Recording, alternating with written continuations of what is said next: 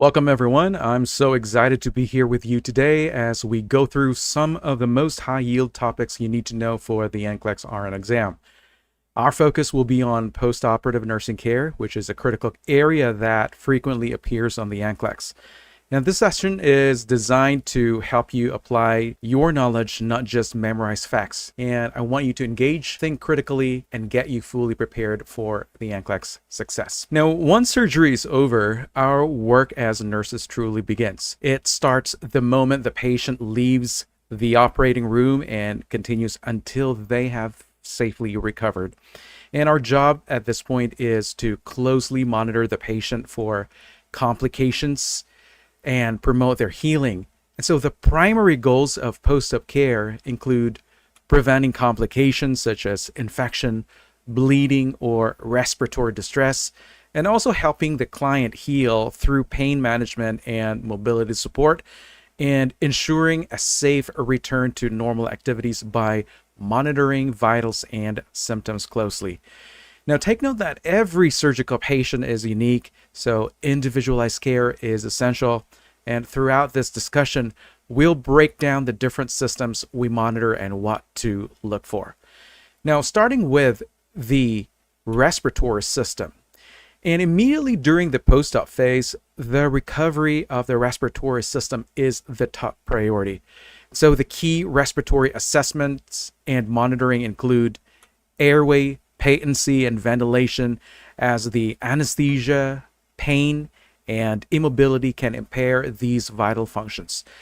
Another to note for are the respiratory rate, breath sounds, and depth. And I want you to observe for the shallow breathing, which can lead to hypoventilation and atelectasis. Another is the oxygen saturation and end-tidal CO2 monitoring, which will help you determine how effectively the patient is oxygenating and ventilating. Now, how do we prevent these respiratory complications? One of which is encouraging the patient to do the deep breathing and coughing exercises, which will help clear the secretions and expand their lungs. Another is through the encouragement to use the incentive spirometer for lung expansion and also a prevention of pneumonia and atelectasis.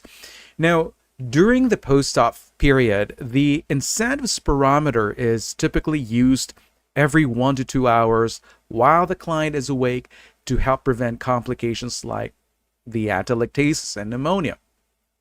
Now, this time I want you to specifically recall the general guidelines for incentive spirometer use. Now, if you may ask, how frequent should the client be using the incentive spirometer? Well, supposedly they should use it at least 10 times per hour while they are awake, and make sure that they do the deep breathing. You need to instruct the patient to inhale slowly and deeply through the device. Now, as far as holding and releasing, their breath should be held for 3 to 5 seconds before slowly exhaling. Now, they also need to be encouraged in doing the coughing after they use the incentive spirometer. So this will encourage airway clearance and also to help mobilize their respiratory secretions. Now, another preventive measure here is repositioning and early mobilization. We know that frequent position changes and getting the patient out of bed can also improve lung expansion and to prevent pneumonia. Now, what should we monitor for in this post-op patient? Well, we're going to look for any signs of distress. Could be hypoxemia or atelectasis. Now, if a client is showing restlessness or maybe increasing respiratory rate, or maybe they have cyanosis or decreasing breath sounds, these could indicate worsening oxygenation. Now, when do you urgently notify the provider? Well, if there's any significant respiratory deterioration or persistent hypoxemia, you need to stabilize the client's airway and breathing and call the provider right away to get more orders for future interventions. Now, the next focus this time will be the cardiovascular system. So after surgery, A patient's circulatory status must be closely monitored, as we know that complications like hypertension, maybe dysrhythmias, or maybe bleeding can occur. And so these are the key cardiovascular assessments that you should be noting about. One is the pulse rate and rhythm, in order for you to detect any irregularities that could indicate cardiac complications or poor perfusion. Another is their blood pressure. You're going to need to watch out for the hypotension, which could signal bleeding or shock, or the other, hypertension, which could increase the risk of stroke or maybe cardiac stress. Another assessment that you should be doing is noting for the skin color, the peripheral pulses, capillary refill, because these can indicate any problems in peripheral circulation. Now, also take note about the absence of numbness, or maybe there's presence of tingling or edema. This will tell us if the patient has adequate or inadequate circulation, and maybe not developing complications, or maybe developing complications like thrombophlebitis. Now, this is a very popular question in the NCLEX, wherein you're going to be asked about DVT prevention. Now, how are we going to prevent that? Well, postoperative patients are at higher risk for clot formation. It's because they are immobile, possibly lacking the fluid volume, and also maybe changes in their coagulation. And to prevent, we need to implement the anti-embolism stockings, probably the application of the SCDs, we call them as sequential compression devices, and the implementation of leg exercises, and also early ambulation. Now, what are the red flags here? Well, the life-threatening complications such as dysrhythmias, or maybe changes in the blood pressure. I'm talking about significant changes in the blood pressure will require immediate provider notification. And I want you to remember that early recognition and intervention can prevent the complications such as shock or myocardial infarction. Now, moving into another system here, the neurological system. Now, I want you to remember that anesthesia and surgery can temporarily affect a patient's neurological function. It is our job to monitor for delayed awakening, confusion, or unexpected changes in cognition. And so the assessment and monitoring that you should be doing should include checking for the patient's level of consciousness and their cognitive function. You might have to ask yourself, is the patient responding appropriately to stimuli? Are they oriented to person, place, to time? And also take a look into their motor function. Can they move their arms and legs as expected? We know that weakness and asymmetry may indicate neurological impairment. Another aspect here is to check for their sensory function. Is the client experiencing any numbness? Are there any tingling or loss of sensation? Now, what should we do here in this period? Well, we can also orient and also provide some reassurance, especially that they can experience post-op confusion or delay in their awakening due to the residual anesthesia effects. Now, if the awakening is significantly delayed, or if the patient remains unresponsive longer than expected, you need to notify the provider immediately, because this could indicate a more serious issue, maybe possibly a stroke or prolonged anesthesia effects. Now, moving into the next system here, we have to focus on the musculoskeletal system. And postoperative patients often have limited mobility. And so maintaining proper extremity movement and positioning here is very critical.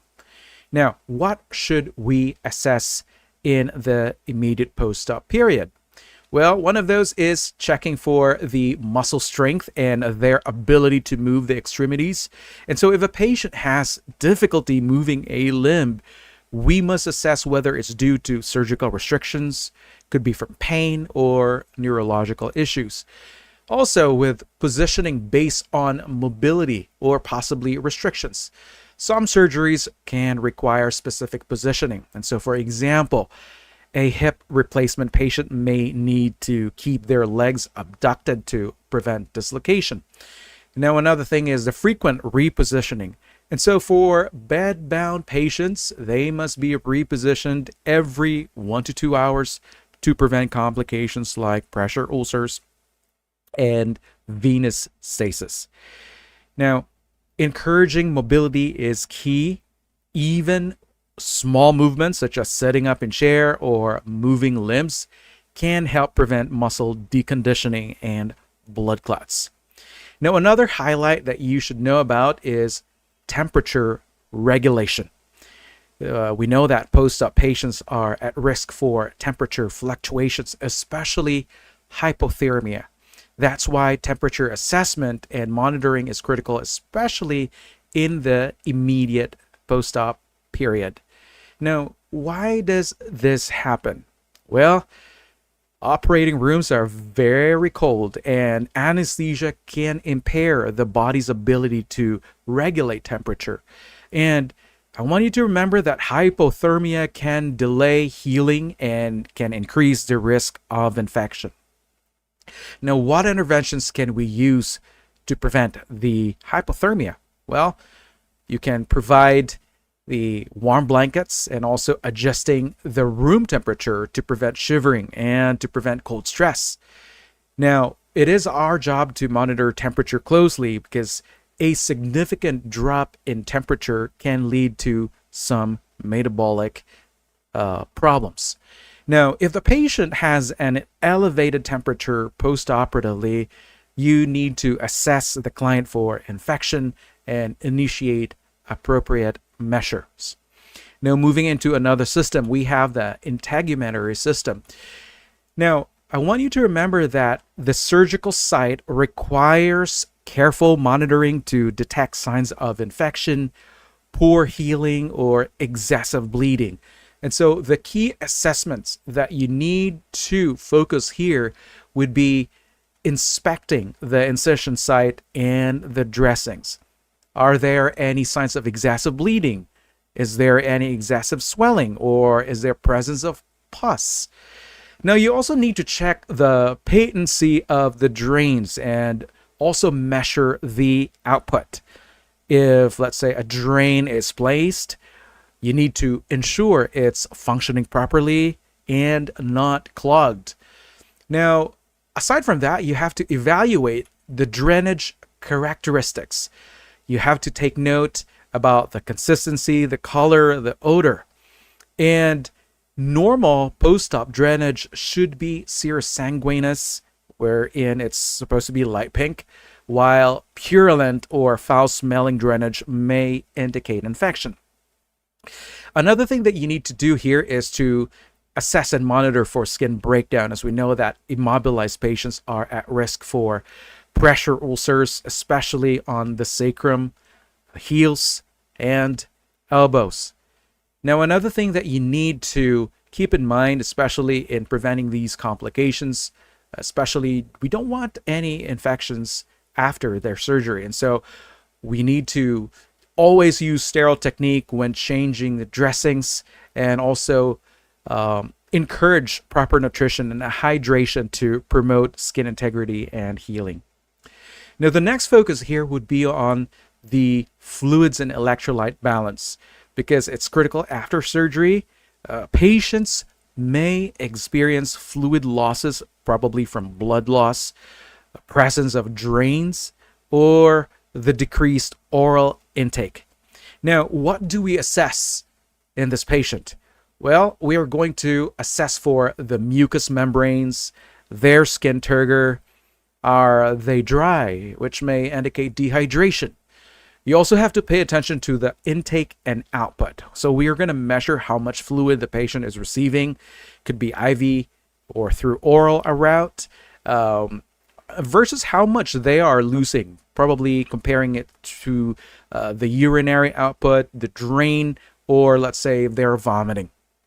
Another focus in this section would be to monitor for their daily weights, and this is one of the most accurate ways to track their fluid balance. So, what are the key interventions here? We're going to have to monitor the IV fluid administration to prevent fluid overload or dehydration. We also need to watch for the electrolyte imbalances and also replace fluids as prescribed. Now, there's also a need for us to urgently notify the provider if there is going to be critical lab values for the electrolytes and significant fluid imbalances that could lead to complications such as shock or maybe signs of acute kidney injury. Now, our next focus this time would be the gastrointestinal system. And during the post-op period, patients often experience nausea, vomiting, slowed bowel function due to the anesthesia, the administration of opioids, and also the immobility. And so what should we assess for this client? Well, we're going to have to assess for the presence of nausea or vomiting, and if severe, they may need anaemetics or placement of nasogastric tube to decompress their stomach. Also, we're going to have to assess for their bowel sounds and for their abdominal distension. We know that the lack of bowel sounds may indicate paralytic ileus, which can be serious. We also need to monitor for the nasogastric tube output if it is present. We know that excessive drainage could indicate gastrointestinal complications. Another thing is to assess flatus to monitor return of the peristalsis. Now, what can we do to prevent the complications from arising? Well, one of those would be to frequently provide oral care, because many post-op patients have reduced cough reflexes due to the anesthesia or maybe sedation or the administration of opioids. And proper oral hygiene reduces the bacterial growth or load in the mouth. It can also lower the risk of pneumonia if aspiration occurs. We also need to assess their gag reflex before resuming oral intake to prevent aspiration. And we also need to encourage early ambulation to promote gut motility. Now, aside from that, we also have to encourage, or we're going to have to advance the client's diet as tolerated. So you're seeing here ADAT. So this means that we're going to have to gradually progress the type of diet slowly from being NPO to offering ice strips, clear liquids, then transitioning to full liquids, and eventually to soft and regular diet. Now, if the patient if they cannot tolerate the kind of diet currently, then we need to notify the medical provider if the patient is not really tolerating. Now, moving into the next section here, we have the renal system. So we have to do careful assessment of their kidney function to detect early signs of urinary retention, dehydration, or any kidney function impairment. Now, one of those is the bladder distension. So you have to keep in mind here that anesthesia, the administration of opioids, can temporarily impair the bladder function, which can lead to the retention. Now, there are signs of bladder distension, and this can include lower abdominal discomfort or pain. There's also that palpable or visible bladder fullness, or the client may be restless. They will feel the urgency or the inability to void. And also, we have the urine output. I want you to remember the minimum urinary output in the adults. That's the 30 mLs per hour. However, we have here the different age groups. For children, they should at least have 1 mLs per kilo per hour. For infants, 2 mLs per kilo per hour, and the neonates, 2 to 4 mLs per kilogram per hour. So I want you to focus on these minimum requirement for urinary output, especially in the post-op phase. Now, there are causes of decreased urinary output that you need to recall. And one of those is the hypovolemia. So the patient here may require IV fluid replacement. Another would be urinary retention. They might need catheterization if the patient is unable to void. Or the worst one, acute kidney injury. If the urine output remains low despite hydration, kidney function should be evaluated right away. Now, part of the assessment is to use a bladder scanner if needed to check for urine retention before considering catheterization. And this is a very simple and non-invasive bedside assessment tool used by nurses to determine bladder volume and urinary retention. Now, another is encouraging voiding within 6 hours, 6 to 8 hours post-operatively, as we know that most patients will have some kind of hesitancy, or they probably would not be able to void right away. And so if not, you have to assess them for retention or other urinary issues. Now, the nursing interventions to promote voiding will include encouraging them to do early ambulation as permitted to stimulate normal bladder function. Also, ensure proper positioning. If possible, help the patient sit up to void if this is not restricted, because this can also mimic natural urination. Also, offering privacy and relaxation techniques to reduce their anxiety, which may interfere with urination. Also, providing adequate hydration to promote urine production, and use techniques such as running water or placing the patient's hand in warm water to stimulate voiding. Now, the question here is when to notify the provider. Well, if the post-op patient with a urinary catheter has no output in the bag for more than an hour, and or if there is no adequate urine volume detected in the urinary bladder via bladder scan, this could be a sign of acute kidney injury. And if the patient has not voided within 4 to 6 hours post-op, especially if they report discomfort, maybe getting restless or bladder fullness. Now, if urine output remains consistently low, let's say less than 30 mLs per hour, this can indicate possible dehydration or kidney dysfunction. Now, moving into next focus here would be about pain management. And pain is one of the most significant concerns in post-op patients, and the uncontrolled pain can negatively impact healing. It can lead to increased stress, delay in their mobility, maybe complications in their respiratory function, and can also lead to longer hospital stays.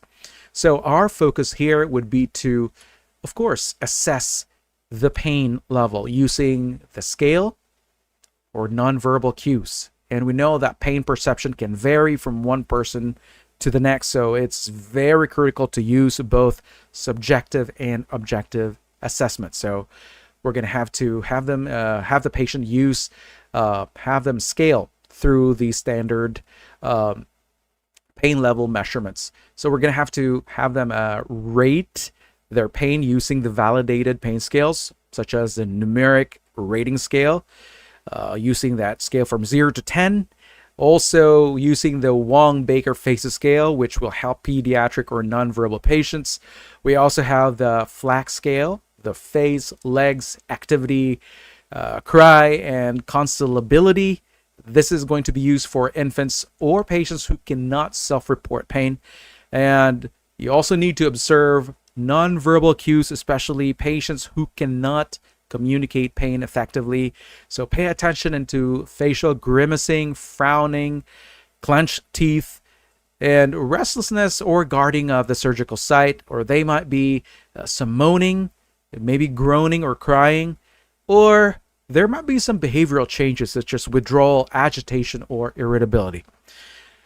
Part of the pain assessment here would be to monitor the vital signs if there's any changes, because we know that pain can trigger the body stress response. It can lead to physiological changes in the vital signs.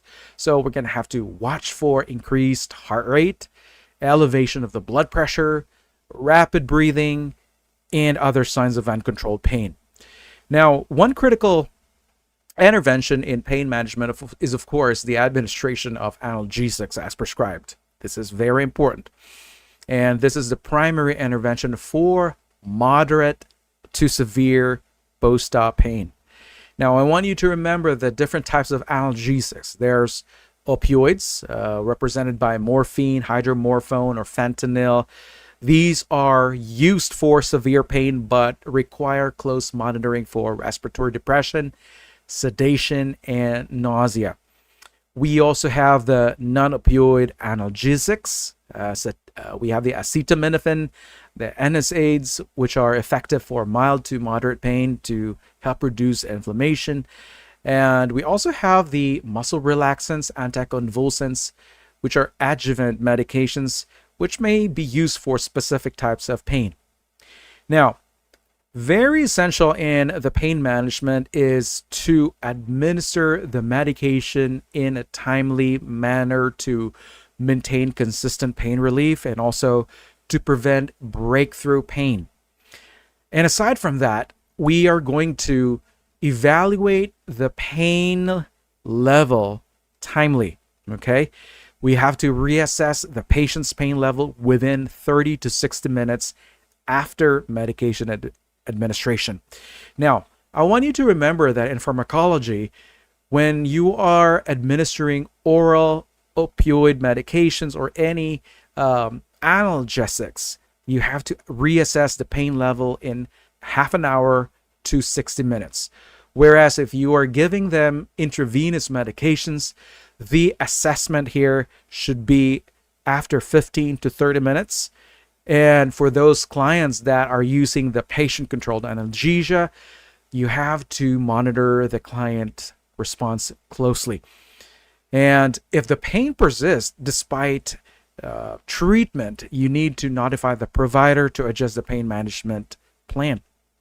Now, aside from that, you have to assess for opioid side effects. Maybe they're going to have some excessive sedation, nausea, and respiratory depression.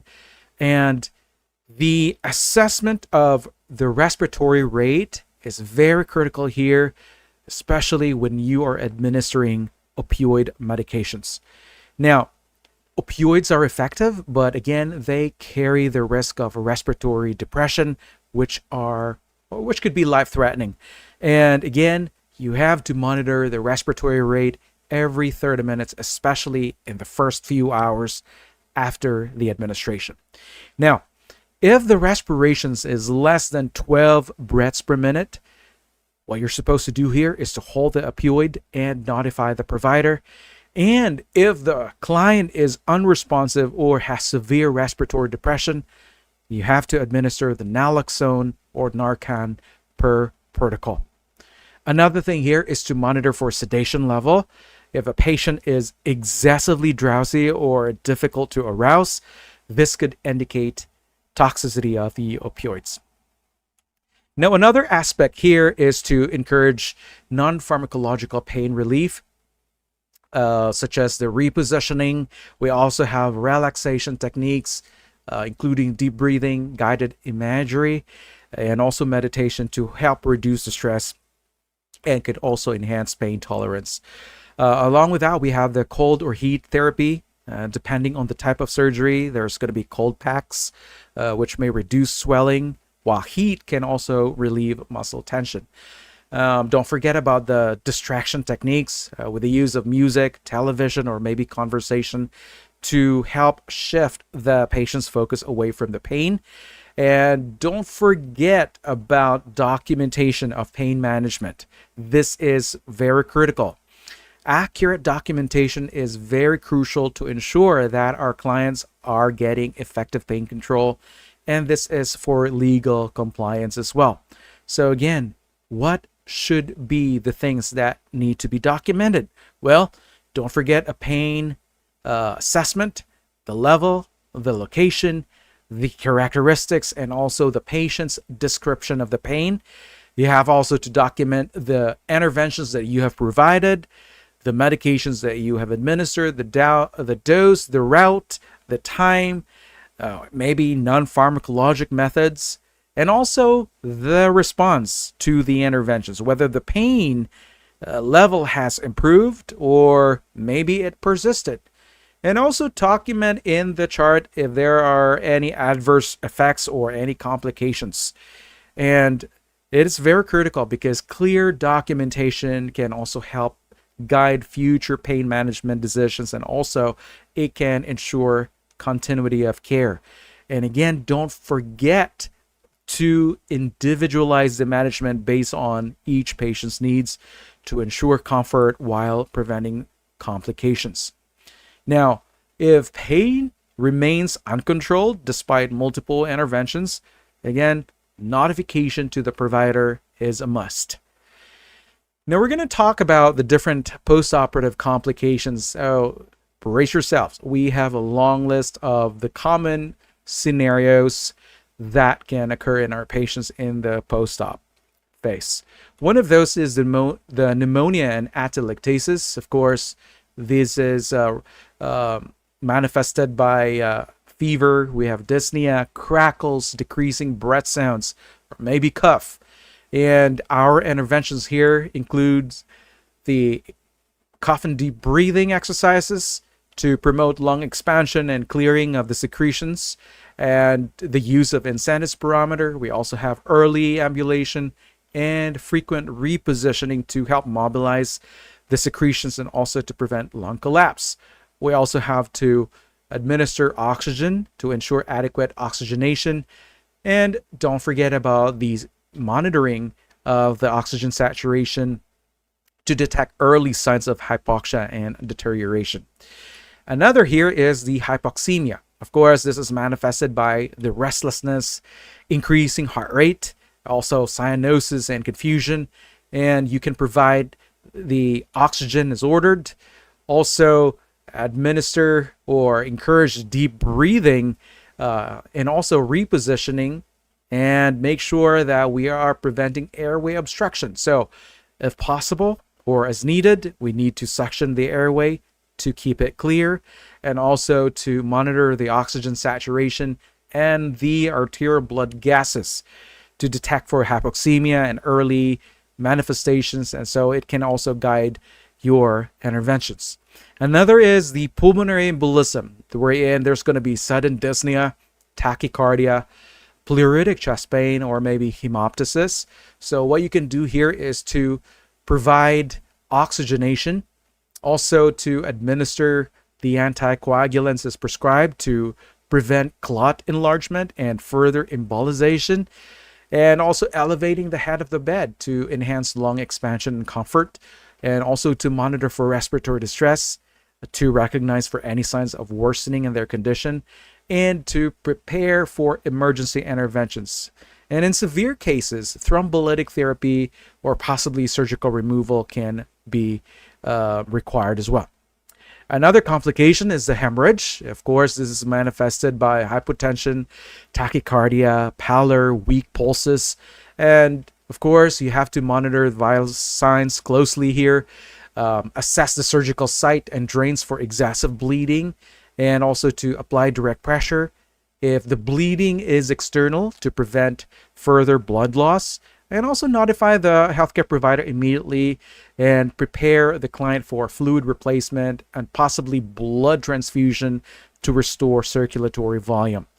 We also have deconditioning, which is basically muscle weakness. So this is also manifested as fatigability. There's poor mobility.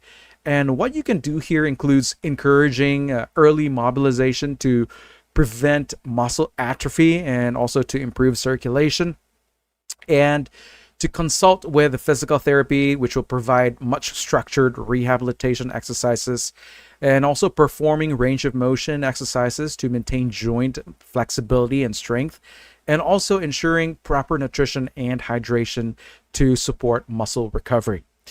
Now, another complication on the list is shock, a very common scenario in the NCLEX. So, again, this is manifested by hypotension, tachycardia, pallor, weak pulses. So you need to maintain IV fluid resuscitation as prescribed and also administer O2 to enhance tissue oxygenation, monitor the vital signs frequently, identify and also treat the underlying cause. It could be sepsis, it could be hemorrhagic type, or maybe cardiac issues that require specific interventions. Now, you also need to prepare for vasopressor therapy if needed. We know that it will increase the blood pressure when fluids are insufficient. Another complication that you need to recall is the malignant hyperthermia. This is manifested by high fever, muscle rigidity, tachycardia, acidosis. So you need to discontinue any triggering anesthetic agents immediately. Also administer IV dantrolene, which will directly relax the muscles. It will stop hypermetabolism.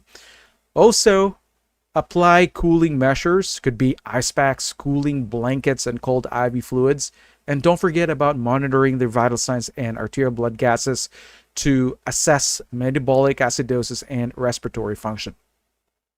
Another complication in the list is thrombophlebitis, manifested by redness, swelling, tenderness in the extremity, and also warmth. What you can do here is to elevate the affected extremity to reduce swelling and also promote circulation. Application of a warm compress to alleviate the pain and improvement of the blood flow.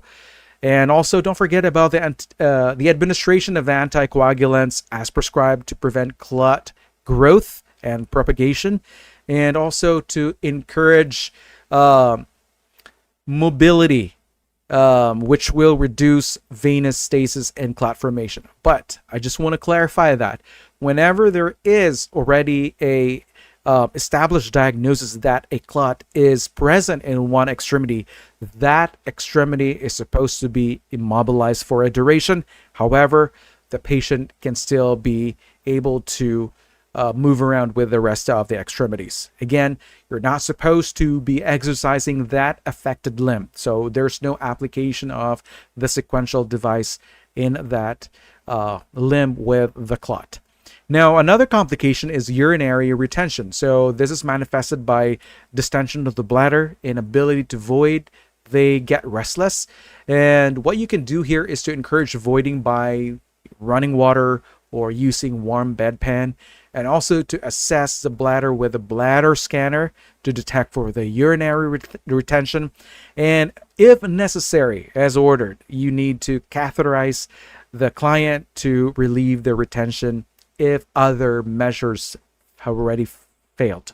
Now, another thing is to monitor for post-void residual urine to determine bladder function.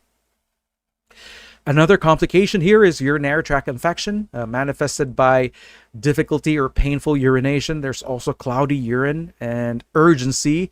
So you can encourage increased fluid intake here. It can flush the bacteria from the urinary tract, and also monitor the urinary output and the characteristics to detect early infection signs. Also administer antibiotics as prescribed to treat the bacterial infection. And going to the next complication, we have the constipation. Of course, there's going to be absent bowel movements. There's bloating, discomfort, and you can encourage the client here to consume high fiber diet, and also to increase their fluid intake as permitted, and to encourage ambulation to stimulate peristalsis. And if these don't work, also administer stool softeners or laxatives as prescribed.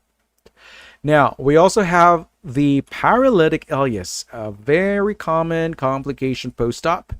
This is manifested by the absent bowel sounds. There's distension, nausea, and vomiting.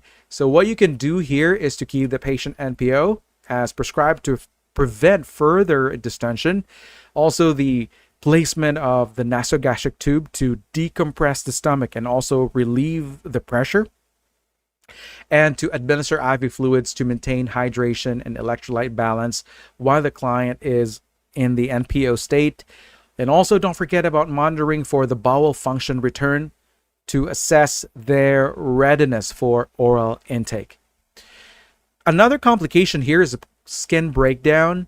This can be manifested by the pressure ulcers, redness, open wounds. So you need to reposition the client every 1 to 2 hours to reduce pressure on the skin and provide proper skincare and moisture control.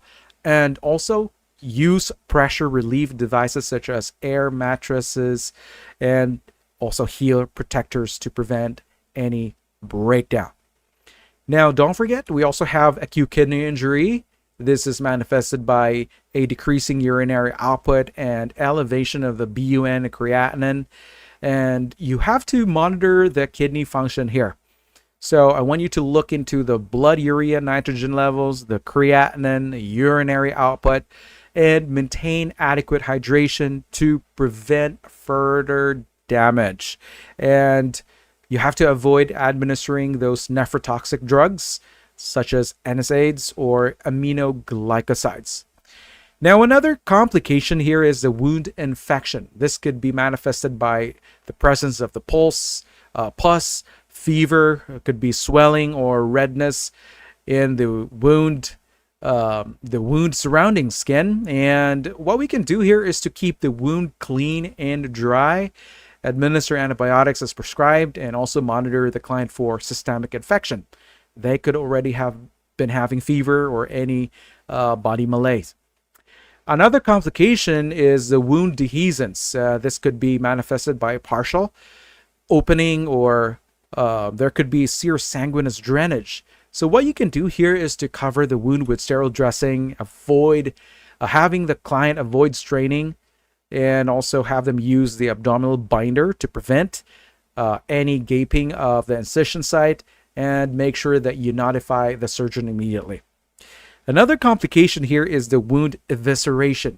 Can be manifested by the protrusion of the organs through the wound.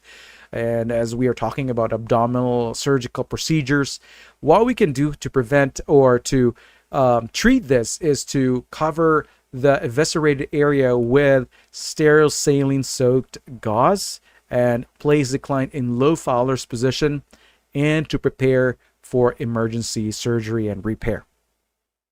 Now we have the sepsis, which is manifested by a fever, tachycardia, hypotension, and altered mental status. So to prevent this and also to treat this complication, we need to identify the infection source. We need to get blood cultures, wound drainage, urine or sputum samples to culture them, and we have to administer IV fluids. We're talking about boluses of IV fluids and the administration of broad spectrum antibiotics. And there's going to be frequency in the monitoring of the patient's vital signs and to monitor their organ function closely. Now let's head into the Q&A section of our session today. And so let's have a first question. We have number 1. What is a discharge criterion that is specific to clients who have received spinal anesthesia in the post-anesthesia care unit, in addition to the general criteria applicable to all anesthesia types? Options: A, headache is reported as tolerable. B, nausea and vomiting are minimal. C, oxygen saturation reaches the pre-surgical baseline. D, motor and sensory function returns. Now, the key part of the question to focus on here is specific for the client who has received spinal anesthesia.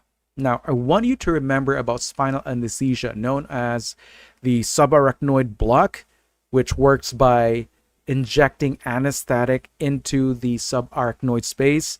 So this can temporarily block nerve signals below the injection site. Now, since this affects movement and sensation, one of the most important discharge criteria is making sure the client has regained motor and sensory function. And so the correct answer here would be letter D. This is going to confirm that the anesthesia has worn off properly and that the nerves are functioning normally, reducing the risk of complications like nerve damage or lingering numbness. So the rest of the options A, B, and C are incorrect. Now let's take a look into letter A. Headache is reported as tolerable. This is incorrect. While spinal anesthesia can cause a postdural puncture headache or spinal headache, this is due to the CSF leaking, but this headache does not always appear immediately. It may develop hours to days later and is not a discharge criterion in the post-anesthesia care unit. And the management often includes hydration, intake of caffeine, and in severe cases, an epidural blood patch. Letter B is also incorrect because nausea and vomiting are more commonly associated with general anesthesia, not spinal anesthesia. Now, I want you to remember that spinal anesthesia primarily affects the lower body and does not significantly impact the brainstem centers responsible for nausea. While nausea may occur from opioid adjuncts or hypotension secondary to spinal anesthesia, it is not a specific discharge criterion. Letter C is also incorrect because oxygen saturation is a universal criterion for all post-op clients, and it is not specific to spinal anesthesia. Regardless of the type of anesthesia used, ensuring adequate oxygenation is always necessary. And this option is incorrect because it does not address the unique considerations of spinal anesthesia. So for this test question, I want you to look for the specific words in the question stem, like specific for the client who has received spinal anesthesia. And I want you to eliminate universal criteria such as oxygen saturation because this is applicable to all post-op patients. And I want you to think about what spinal anesthesia affects most. That's sensory and motor function. Question 2. A postoperative client is transferred back to the surgical unit with an abdominal dressing and a Penrose drain. Which is the most important nursing action associated with caring for a client with a Penrose drain? Options: A, pinning the drain to the dressing. B, removing the excess external portion until drainage stops. C, maintaining the negative pressure. D, changing the soiled dressing carefully. The correct answer is letter D, because a Penrose drain is a passive. It is an open drainage system that allows the fluid to escape by gravity. And the most important nursing action is to do careful dressing changes to prevent accidental dislodgement. Now, I want you to remember that the Penrose drain, unlike the active drains like Jackson Pratt's or JP drain, the Penrose drain is not sutured in place, and it is held by a safety pin to prevent it from slipping into the wound. And so the other options, A, B, and C, are all incorrect. A, pinning the drain to the dressing. This is incorrect and unsafe practice because the Penrose drain should never be pinned to the dressing because pulling on the dressing could dislodge the drain. Instead, a safety pin is placed at the external end of the drain itself to keep it from retracting into the wound. B is also incorrect because a Penrose drain is gradually shortened over time as the healing progresses, but this is done by the provider, not the nurse. And the nurse should not cut or remove any portion unless this is clearly directed by the surgeon.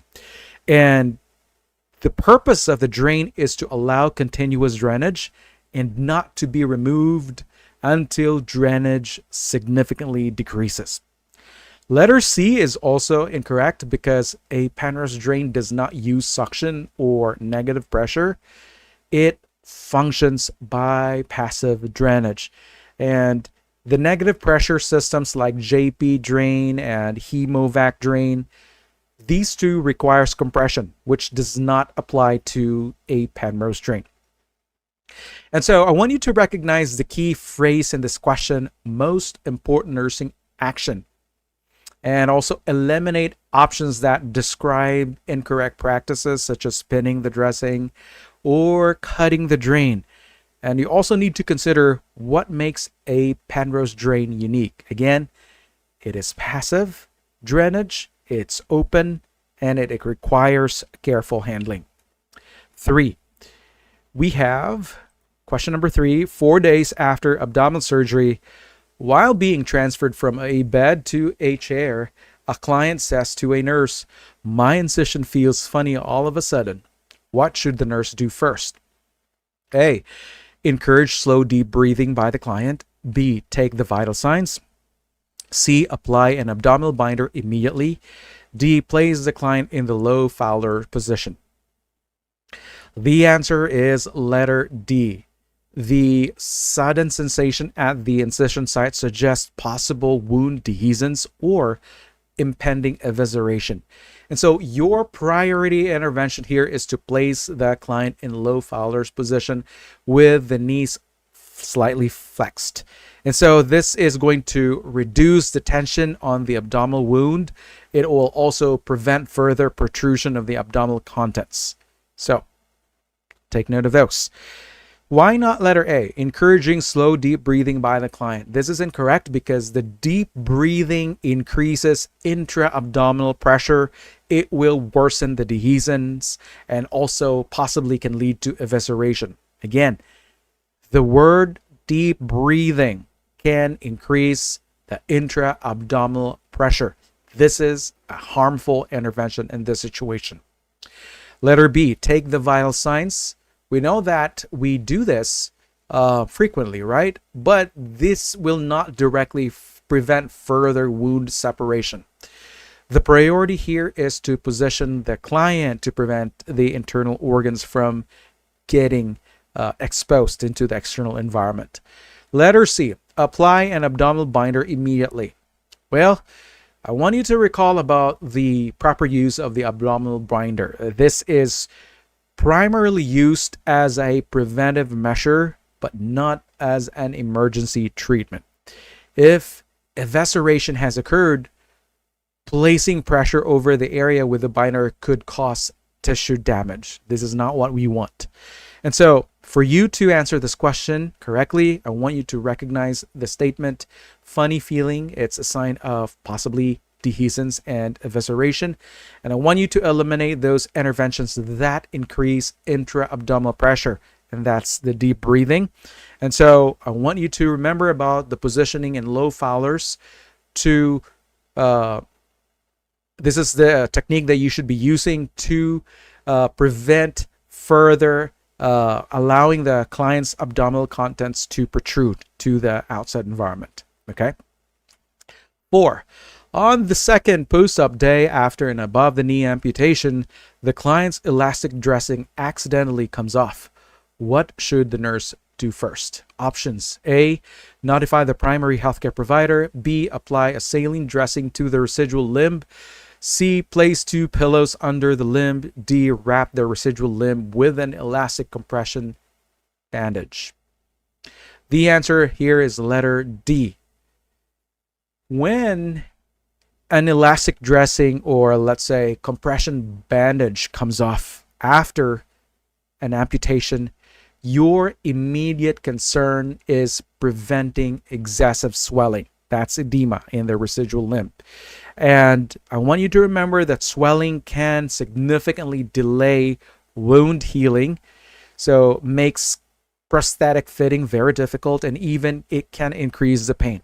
And so the best first action is to reapply compression by wrapping the limb with an elastic bandage. This can maintain gentle or even pressure, helping to control swelling and also shape the limb properly for future prosthesis. Now, if the limb remains unwrapped for too long, then the swelling can get out of control, making it difficult to put the dressing back on later. Well, why not letters A, B, and C? Now let's take a look into letter A. Notify the primary healthcare provider. Well, this is a good idea to keep them informed, right? But in this situation, it's not the first thing you should do. While you're waiting for a callback, the limb is still at risk for swelling.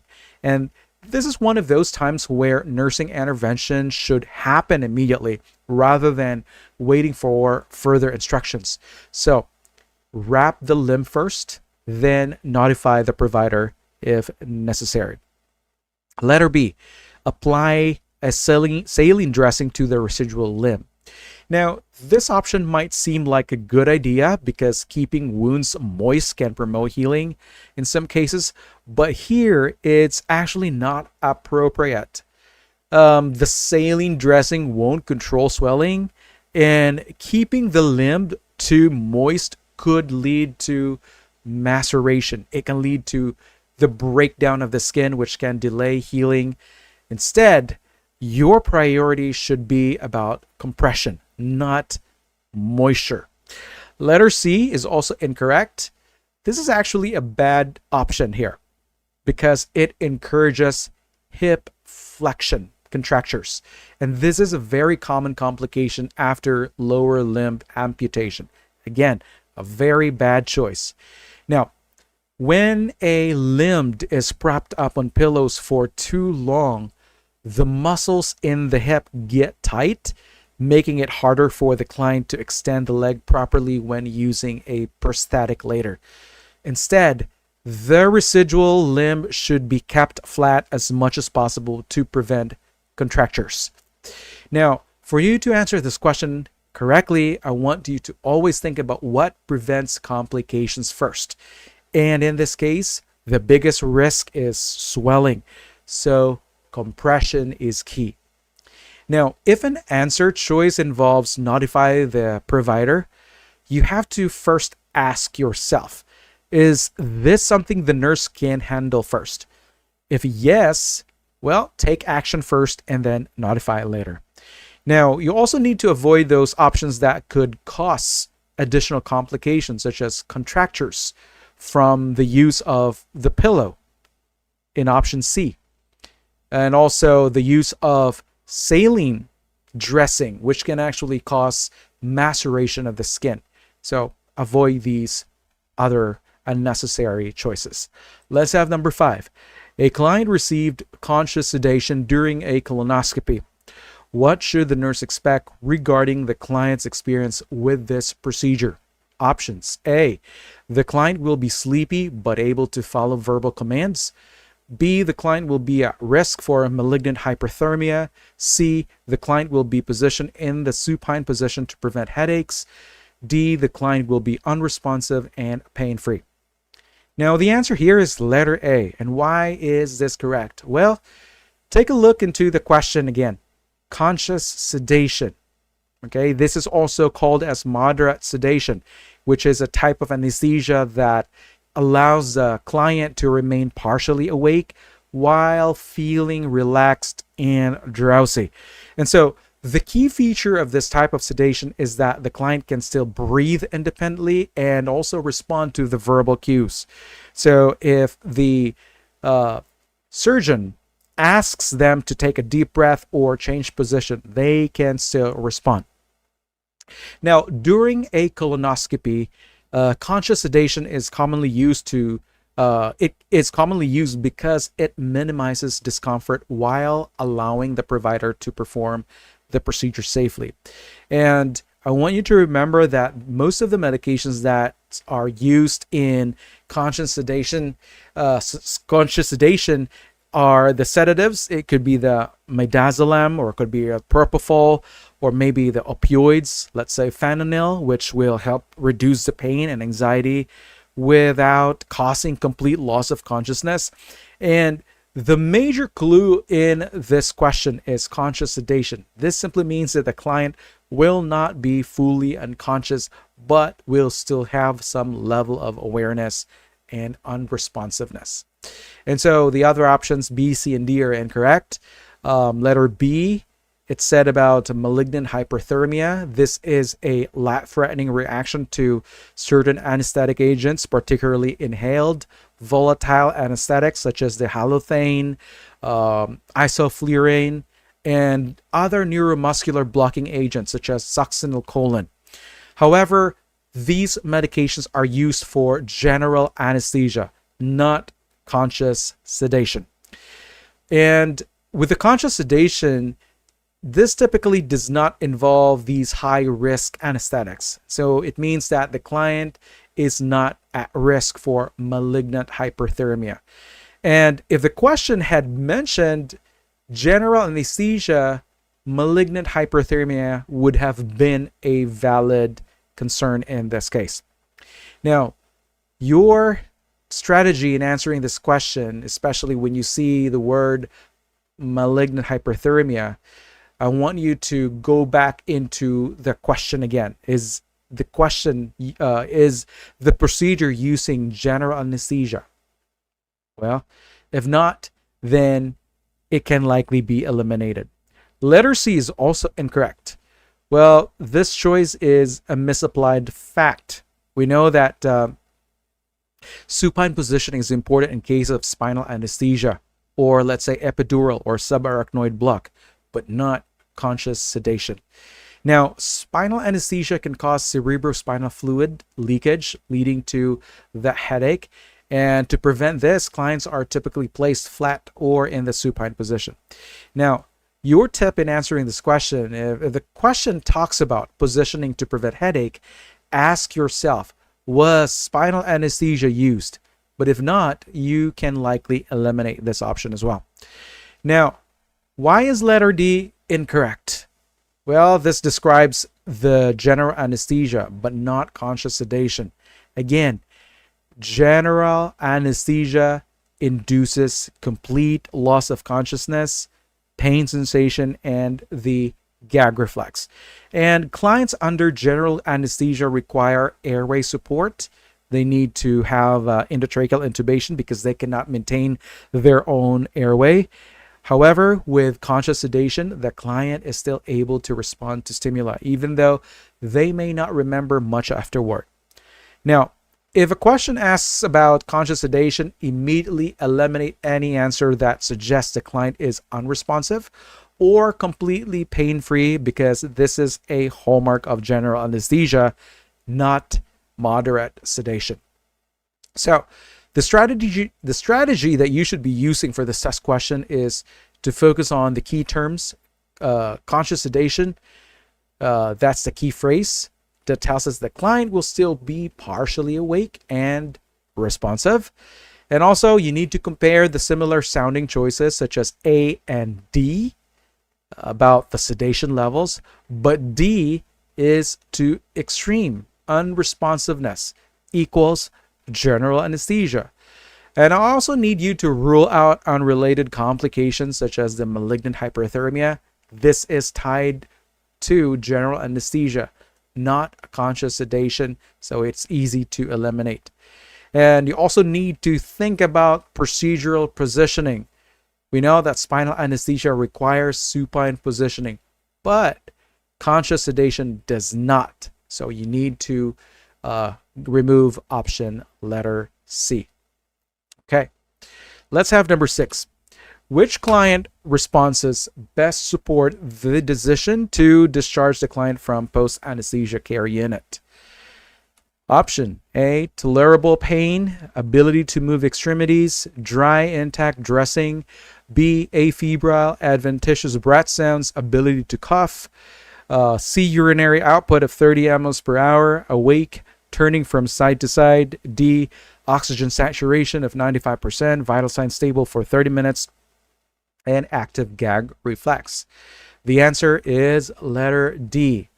So, when determining whether a client is ready to be discharged from the post-anesthesia care unit, you need to focus on airway, the breathing, and circulation, which are the most critical life-sustaining functions after anesthesia. Now, take note about the saturation of 95%. This simply indicates adequate oxygenation, which means the client is not experiencing hypoxia, which is a major concern post-anesthesia. Another here is the stable vital signs for 30 minutes. This ensures that the client is hemodynamically stable and not at risk of sudden deterioration. There's also active gag reflex, which helps protect against aspiration, and which is a major risk in clients emerging from anesthesia. And since these three criteria directly relate to airway protection, oxygenation, and hemodynamic stability, these are the best indicators that the client is ready for PACU discharge. Why not letter A? Well, we know that pain control is important, but it is not the primary discharge criterion from the PACU. The client can still be discharged with tolerable pain, provided that the airway, breathing, circulation are stable. Now, the ability to move extremities is expected, but not always required for PACU discharge, because some surgeries with spinal or epidural anesthesia may temporarily limit the movement. Now, we also have the dry intact dressing in option A. This is also unrealistic because some drainage is expected immediately post-operatively. Letter B is also incorrect. Afebrile status is not a PACU discharge criterion.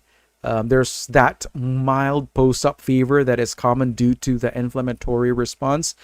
And adventitious breath sounds such as the crackles, wheezes, rhonchi are abnormal and suggest respiratory complications like fluid overload or atelectasis. And coughing ability is good, but it doesn't have any proof of airway protection like gag reflex, so it is insufficient as well. Letter C is also incorrect because the urinary output of 30 mLs per hour is the minimum expected output. It is not a PACU discharge requirement. And the awake, turning from side to side, are good signs, but again, we need to look for the airway, breathing, and circulation first. Okay, so the clues for you to pay attention to this question, we have the words best support the decision to discharge. This simply means we are looking for the most critical life-sustaining criteria. Again, oxygen saturation, stability of the vital signs, and the gag reflex. These three are essential for airway, breathing, and circulation. Alrighty, let's have number 7. A nurse is evaluating the effectiveness of nursing interventions for meeting the nutrient needs of clients during the first 2 days after abdominal surgery. Which outcome is most important? Options. A. Fluid and electrolytes are balanced. B. Nausea and vomiting have not occurred. C. Oral intake is reestablished. D. Wound healing is progressing. The answer is letter A, because fluids are the most basic nutrient post-operatively because they maintain circulation, tissue perfusion, and also cellular function. And I want you to recall about the electrolytes such as the sodium, potassium chloride, which help regulate fluid balance, also the impulses of the nerves, and muscle contractions, including heart function. Now, in the first 48 hours after abdominal surgery, clients typically have restricted oral intake due to decreased bowel motility. And the IV fluids with the electrolytes that we are administering compensates for this deficit, and maintaining fluid and electrolyte balance prevents complications such as hypovolemia, hypotension, and electrolyte imbalances that can affect cardiac and neuromuscular function. Now, why is option B incorrect? We know that nausea and vomiting are undesirable. They are common post-op due to anesthesia and opioid analgesics. And Nutrients needs can still be met via IV fluids even if nausea occurs. Letter C is also incorrect because bowel motility must return before introducing oral intake, which often takes longer than 2 days. And early refeeding can cause complications like paralytic ileus. Letter D is also incorrect because wound healing takes time, and in the first 48 hours, the inflammatory phase is just beginning. So it is difficult to assess wound healing this early. So the word clues for you to pay attention in this question, here are the words first 2 days after abdominal surgery. And the earliest post-op concerns are about hydration and electrolyte balance. And the words most important outcome. Okay, that's in the last sentence of the question. So eliminate those options that reflect long-term outcomes, such as wound healing. So obvious, right? And so I want you to focus on the body's most urgent needs first: fluids, electrolytes, also circulation. And I want you to avoid those options that address long-term goals, such as wound healing, when question asks about early post-op care. Let's have number 8. A nurse is caring for a client who had abdominal surgery. Which type of incisional drainage should the nurse expect 4 hours after surgery? Options: A. Purulent wound drainage. B. Serous sanguineous wound drainage. C. Serous wound drainage. D. Sanguineous wound drainage. The answer is letter B. The serosanguinous wound drainage is normal finding 4 hours post-op. Okay, so it consists mainly of the serous fluid, which is the plasma. This provides essential proteins and nutrients for wound healing. We also have the serosanguinous fluids, which is composed of the RBCs due to the small capillary damage during surgery. And there's also that pale red watery consistency, which is basically a mixture of blood and plasma indicating a healing wound. Now, why letter A is incorrect? This is actually referring to the thick yellow, green, or brown pus, which is a sign of infection, which does not occur this early. And this is something that can appear in about 3 to 11 days post-operatively. So remove letter A. Letter C, serous wound drainage. Pretty much this is equivalent to the clear watery fluid. And this is common later in the healing process, but not immediately post-op. So remove this option.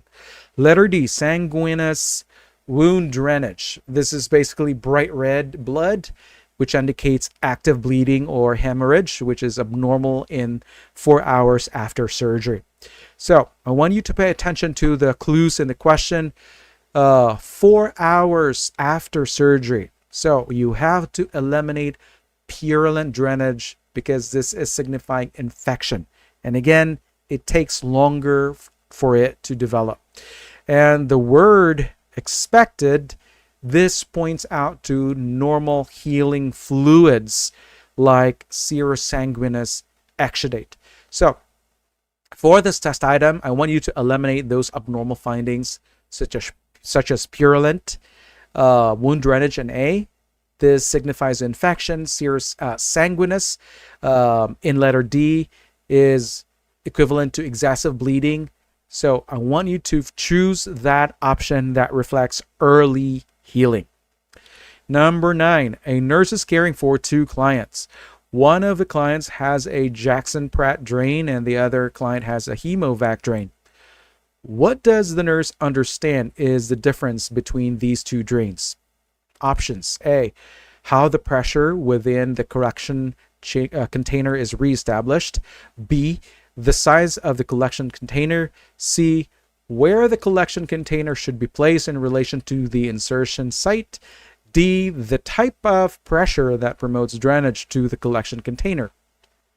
The answer here is letter B, because the biggest difference between the JP drain and a hemovac drain is the size. of the collection chamber and how much fluid each can accommodate. Now, I want you to remember about the JP drain. It only can hold less than 100 mLs of fluid. And this is something that you're going to expect for those smaller surgeries, such as breast surgery, some abdominal procedures, or maybe orthopedic surgery. And I want you to remember about this device. It is like a small grenade shaped type of bulb that must be compressed to generate suction. Whereas we have the hemovac drain, which can hold about 100, maybe 400 mLs, or even 800 mLs of drainage, depending on the system. And this is something that is used for surgeries with moderate to large drainage, like total knee arthroplasty or mastectomies. And this is a device that is flat. It has that circular accordion style container that expands when full. And so this size difference determines which surgical situations each drain is best suited for, making B the correct answer. Now, why letter A is incorrect here? Well, both the JP drain and hemovac drain create suction by compressing the device before closing the drainage port. And so this will generate the negative pressure that can draw excess fluids from the wound into the collection chamber. And since both systems reestablish pressure in the same way, this is not differentiating the two. Now, letter C is also incorrect. Regardless of the type of drain, it must always be placed below the insertion site to ensure gravity and also assisting drainage and preventing fluid backup. And placement does not differentiate a JP drain from a hemovac drain, and so that's why you have to remove this one as well. Letter D is also incorrect because both drains use gentle negative pressure suction to remove excess fluid, and this is not a distinguishing factor because both function the same way in terms of suction. And so the key clues to this question, with a question stating or asking about the difference between the two drains, and the answer choice again refers to a concrete difference. Again, that's the amount of fluid each drain can hold. So they have differences in the capacity. Number 10, a nurse is to apply a transparent wound barrier over a client's incision. Which nursing action is appropriate? Options: A, ensure the reinforcing tape extends several inches beyond the edges of the transparent wound barrier. B, cover the transparent wound barrier with a gauze dressing and secure it with a paper tape. C, stretch the transparent dressing snugly over the entire wound. And D, clean the skin with normal saline before applying the dressing. The answer is letter D. And why is that? Well, the transparent wound barriers must adhere properly to the skin to prevent infection and promote wound healing. And the normal saline removes exudate, the debris, and bacteria without damaging the wound bed, and cleaning the skin can also ensure the adhesion so the dressing remains securely in place. And the transparent dressings are semi-permeable. It can allow oxygen in, but can keep bacteria out, and non-absorbent, making proper application very crucial. And so that's why A, B, and C are incorrect.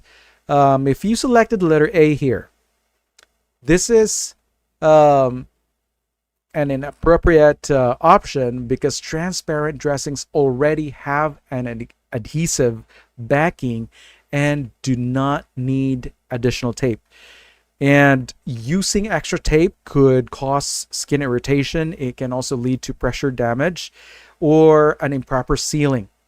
While we have B here, it's also incorrect because transparent dressings are designed for direct visualization of the wound, And covering them with gauze defeats the purpose and could trap moisture. It can also increase infection risk. Letter C is also incorrect because the transparent dressing should be gently placed over the wound, not stretched, because stretching itself can put unnecessary tension on the skin, which could impede the circulation and damage fragile tissues as well. And so for you to answer this question correctly, I want you to pay attention to the phrase appropriate nursing action. And so only D describes the necessary preparation step before the application of the dressing. Now, if an option contradicts the intended purpose of a procedure, eliminate it right away.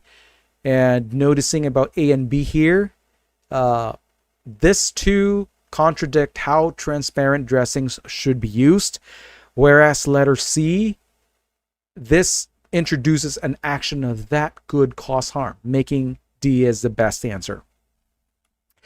Number 11, a client has negative pressure wound therapy after the amputation of a toe.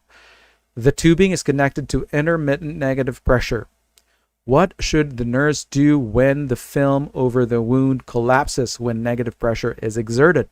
Options: A, continue to observe the functioning of the device. B, notify the primary healthcare provider. C, apply a new transparent film over the wound. And D, decrease the extent of negative pressure. The answer here is letter A. And why is that? Because in negative pressure wound therapy, the transparent film will collapse or it will wrinkle when suction is applied.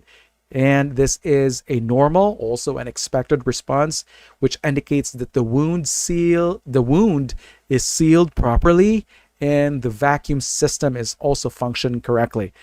And the vacuum can help remove the exudate. It will reduce the edema, can also promote wound healing by increasing the blood flow. Letter B here is incorrect because there is no indication of malfunction, and the collapsed film is a sign of proper function, not a complication. Letter C is also incorrect because the film is already doing its job. Applying a new one could actually disrupt the wound healing and creating unnecessary exposure. Letter D is also incorrect because changes to suction levels require a provider's prescription.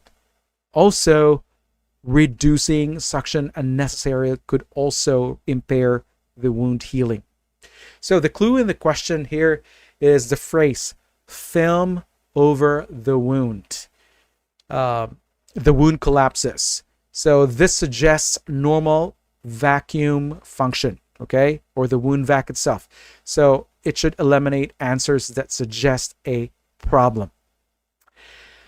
And the key strategy to answering this question is when a medical device is functioning as expected, the best action here is observation rather than unnecessary interventions. We have number 12.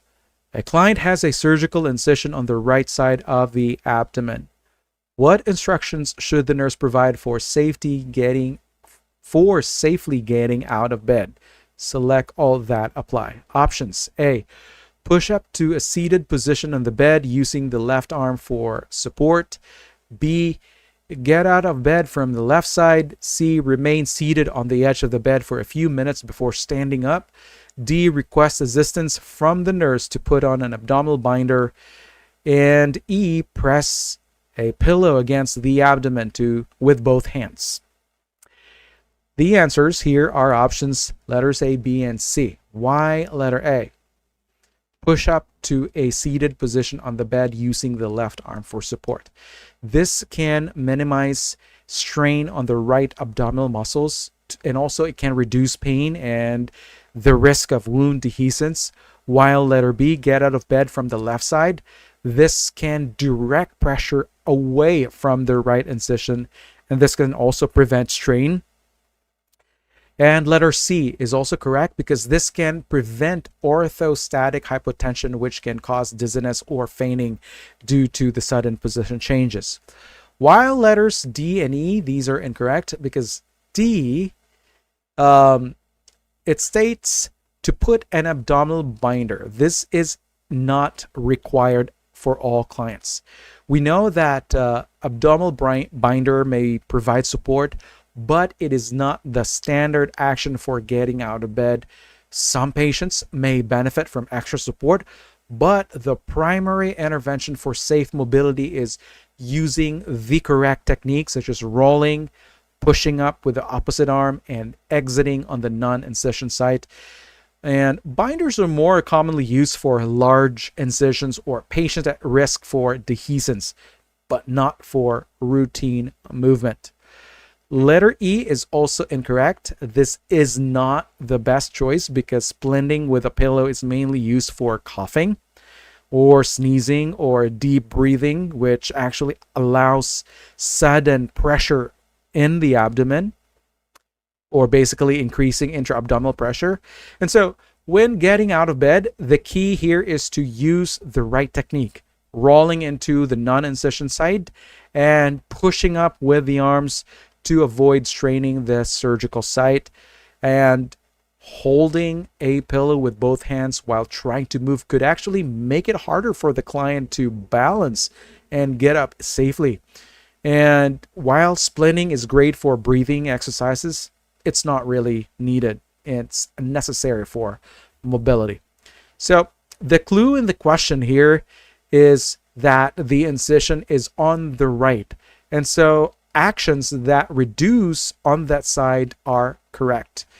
And the key strategy here is to think about post-surgical mobility principles, minimize incision stress, prevent hypotension, and also to promote independence. 13. 1 hour after the reduction of a compound fracture of the ulna and radius and the application of a cast, the nurse observes a centimeter circle of drainage on the client's cast. What should the nurse do first? Options: A, circle the spot with a pen and date, time, and initial the area. B, monitor the area frequently for expansion. C, reinforce the cast with a gauze dressing. D, inform the surgeon immediately. Your answer here should be letter A, because marking the drainage spot with date, time, and initials is a standard nursing assessment practice to monitor changes over time. And early post-fracture drainage is expected, but the nurse here needs to track if the drainage increases or if signs of infection such as warmth, odor, fever appear. And so this approach provides objective data and helps determine if further action is necessary. Now, why not letter B? Monitor the area frequently for expansion. We know that monitoring is important, but the first action should be to establish a reference point by marking the drainage. If the nurse only monitors without marking, it becomes difficult to assess if the drainage has actually expanded over time. That's why option B is incorrect. Letter C is also wrong here because placing a dressing over the drainage would obstruct visibility and making it impossible to track changes accurately. And in addition to that, trapping moisture under the dressing can create an ideal environment for bacterial growth, and it can also increase the risk of infection.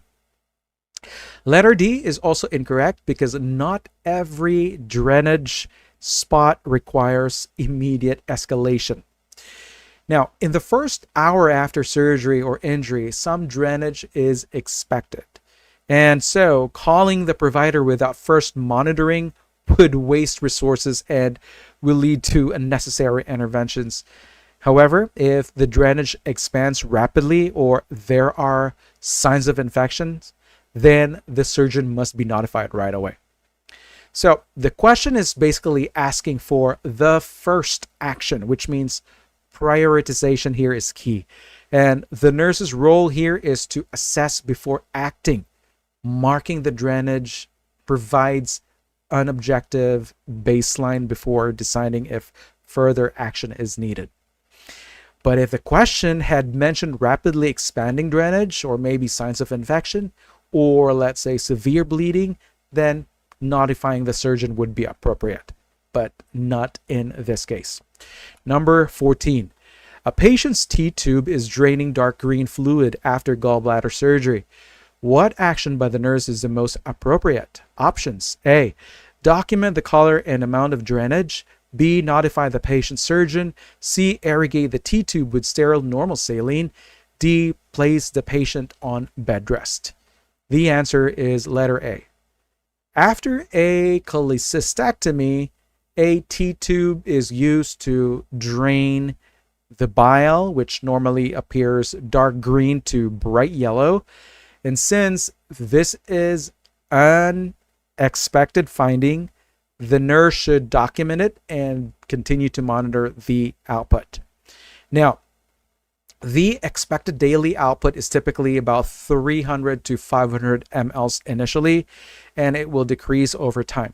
And no intervention is required unless there is excessive output, or let's say the exact opposite, which is absence of drainage, or maybe there are any signs of infection. Letter B is incorrect because there is no abnormal finding here. And when you're calling the provider for an expected outcome, it would be unnecessary and could be seen as a lack of clinical judgment. So you got to be careful. And the nurse should only notify the provider if the drainage is excessive, greater than 500 mL per day, or absent, or if it appears bloody.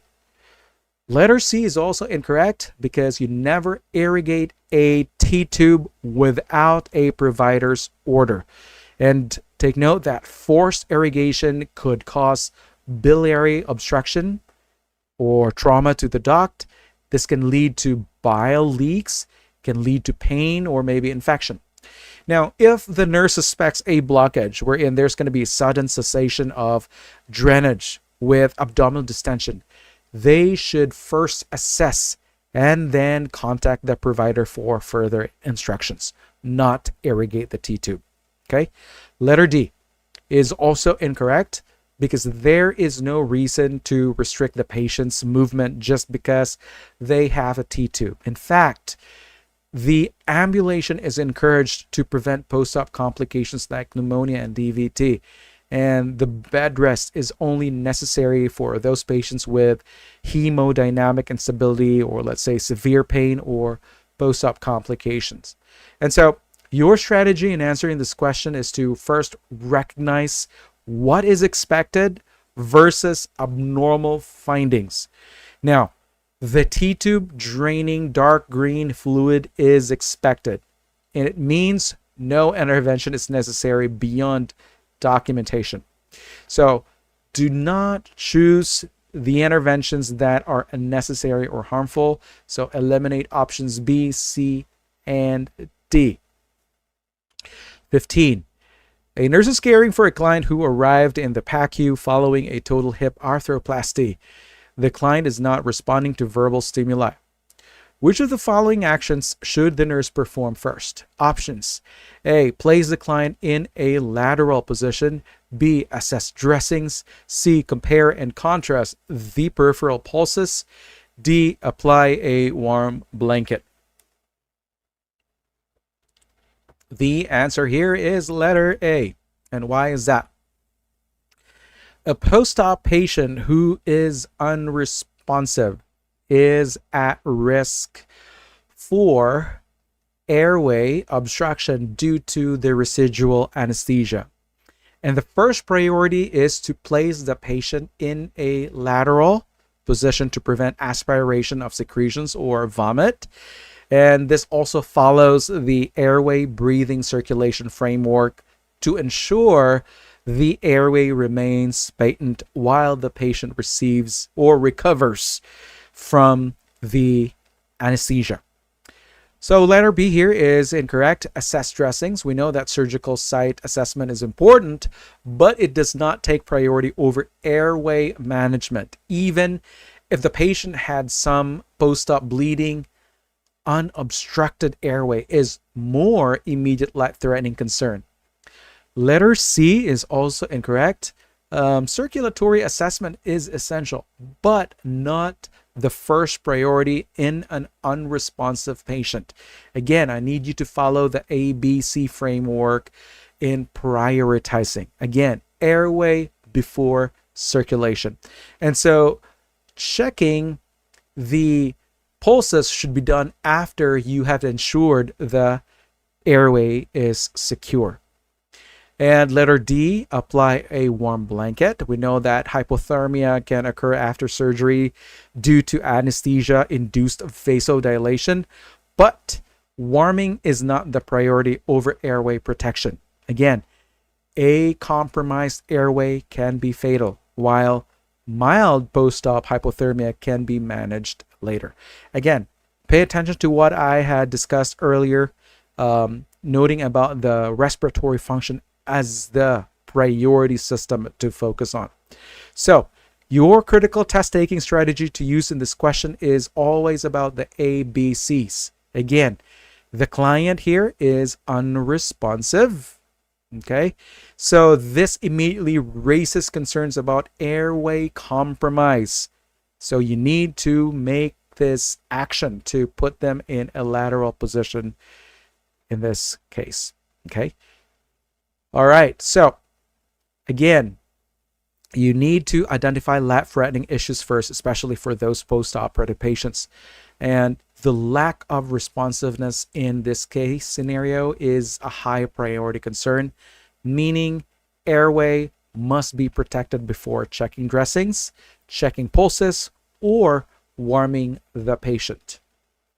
Let's have number 16. A nurse is caring for a client who manifests indications of hypovolemia while in the PACU. Which of the following findings requires action by the nurse? Select all that apply. Options: A, BUN 24 milligrams per DL. B, tenting of skin over the sternum. C, apical pulse rate 62 beats per minute. D, urine output less than 25 mL per hour. E, hematocrit 53. The answers are letters A, B, D, and E. Why letter A?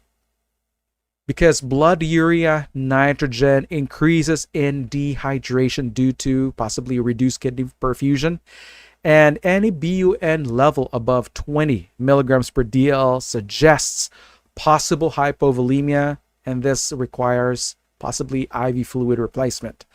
Letter B, tenting of skin over the sternum, is a hallmark sign of dehydration. It indicates decreased skin turgor due to fluid loss. We also have letter D, urinary output of less than 25 mL per hour. This is oliguria. This suggests poor kidney perfusion, which is a key sign of hypovolemia, and this requires immediate fluid resuscitation. And the hematocrit of 53% in letter E is elevated. It suggests hemo concentration, possibly due to fluid loss, which is another indicator of hypovolemia. Now, take a look into the heart rate in letter C, 62 beats per minute. It's within the normal range. It does not indicate hypovolemia. And in fact, hypovolemia often causes tachycardia, and the heart will compensate for the decreased blood volume. And so I want you to pay attention to the word clue in the question. It said hypovolemia, or indications of hypovolemia, which actually points to signs of dehydration and decreased perfusion. So the key terms in the options, such as the BUN, urinary output, the hematocrit, and tenting, suggest fluid status issues. And I want you to focus on the clinical signs of the hypovolemia here, such as the low urine output, the high hematocrit, signs of dehydration, and eliminate those values like a heart rate that is within normal limits. Number 17. A nurse is reviewing the medical records of several clients in the post-anesthesia care unit to identify risk factors that can lead to post-operative complications. Which of the following clients are at risk for complications? Select all that apply. Options: A, a client who has heart failure. B, a client who has a BMI of 26. C, a client who has a white blood cell count of 20,800 per microliter. And D, a client who takes warfarin daily. E, a client who uses an insulin pump. The answers are letters A, C, D, and E. Why letter A? Well, clients with heart failure are at a higher risk for complications post-op because of possible fluid overload, impairment in their cardiac output, and also increased susceptibility to the dysrhythmias. Now, the post-operative stress, the shifting of fluids alone can exacerbate heart failure. It can lead to pulmonary congestion and also difficulty weaning from the mechanical ventilator, and also poor perfusion to the healing tissues. Now, the surgical stress can also trigger the catecholamine release, which will increase heart rate, vasoconstriction, which can actually place additional strain on the weakened heart.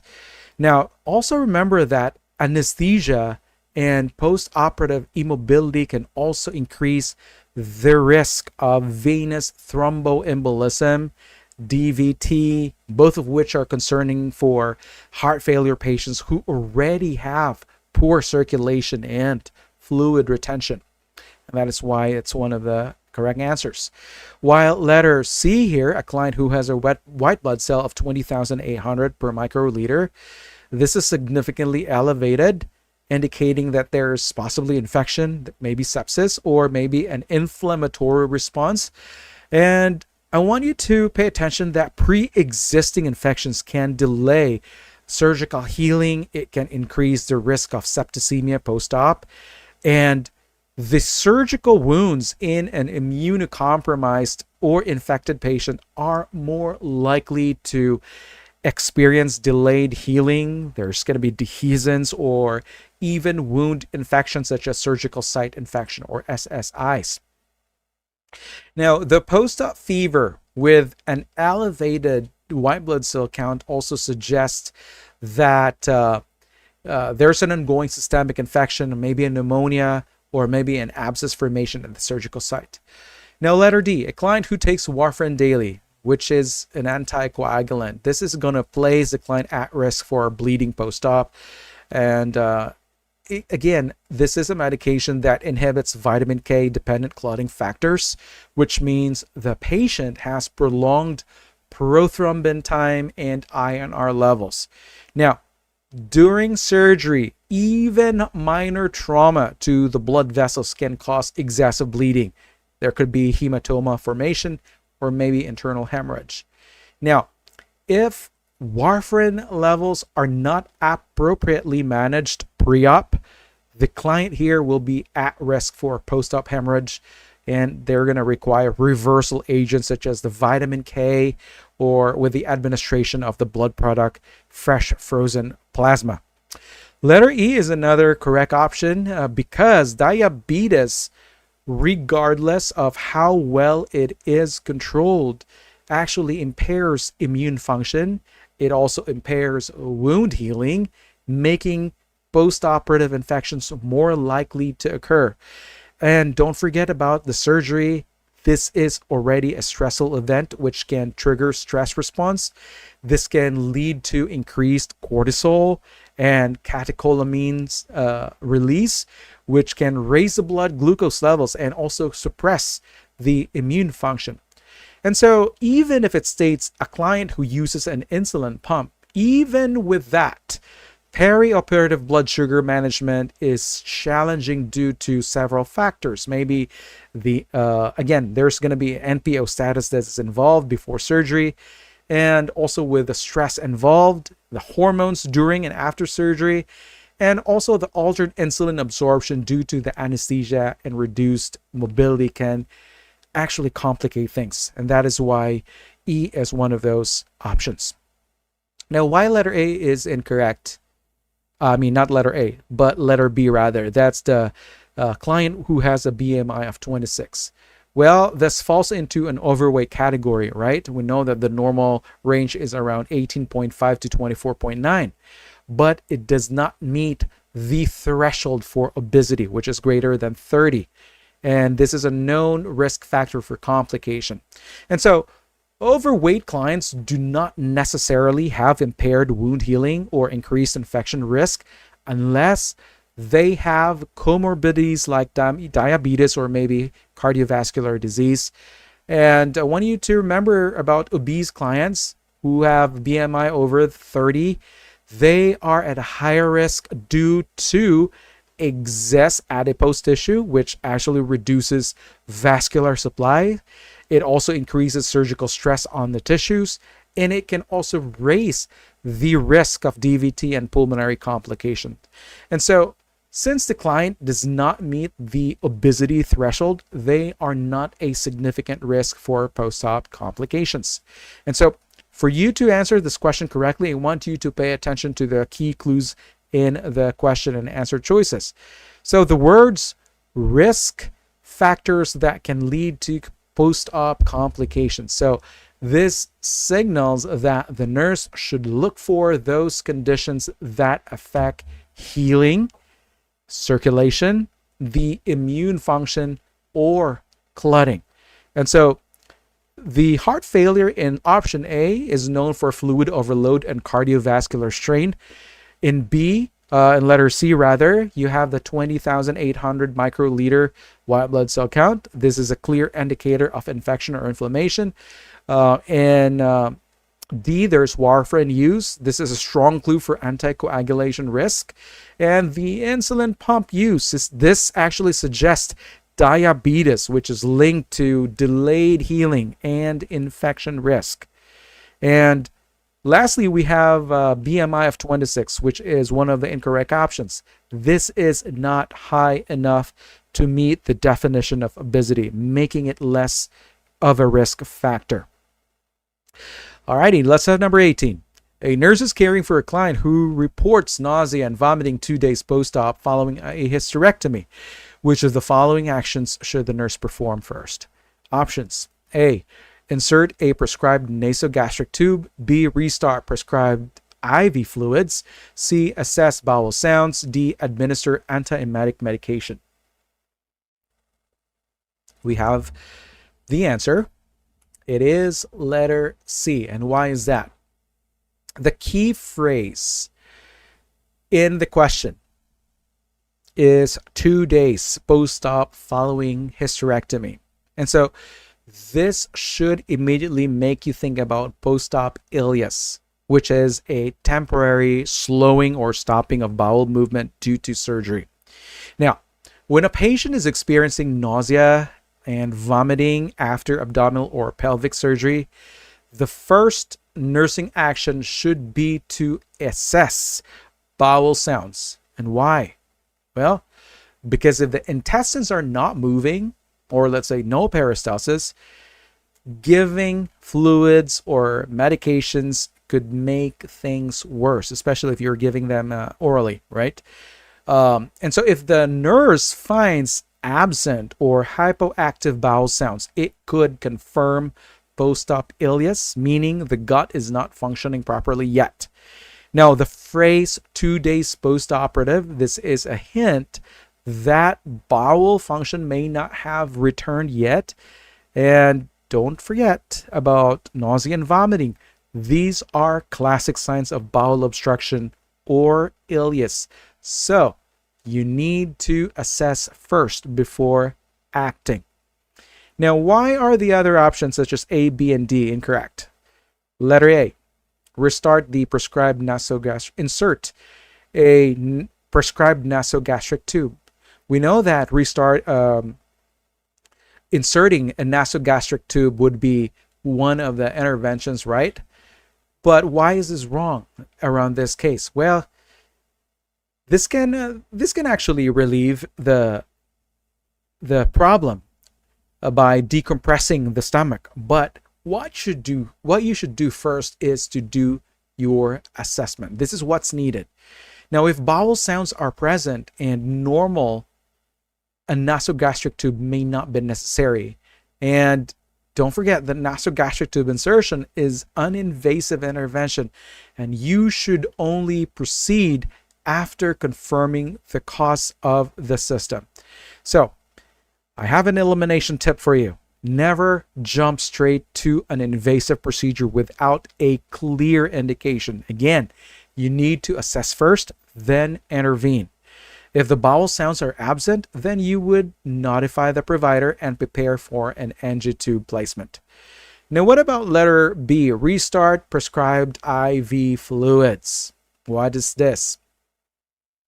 We know that this is very important, right? This can prevent dehydration, but it does not address the root cause of the nausea and vomiting. If the patient has a bowel obstruction or ileus, the IV fluids won't fix the root cause.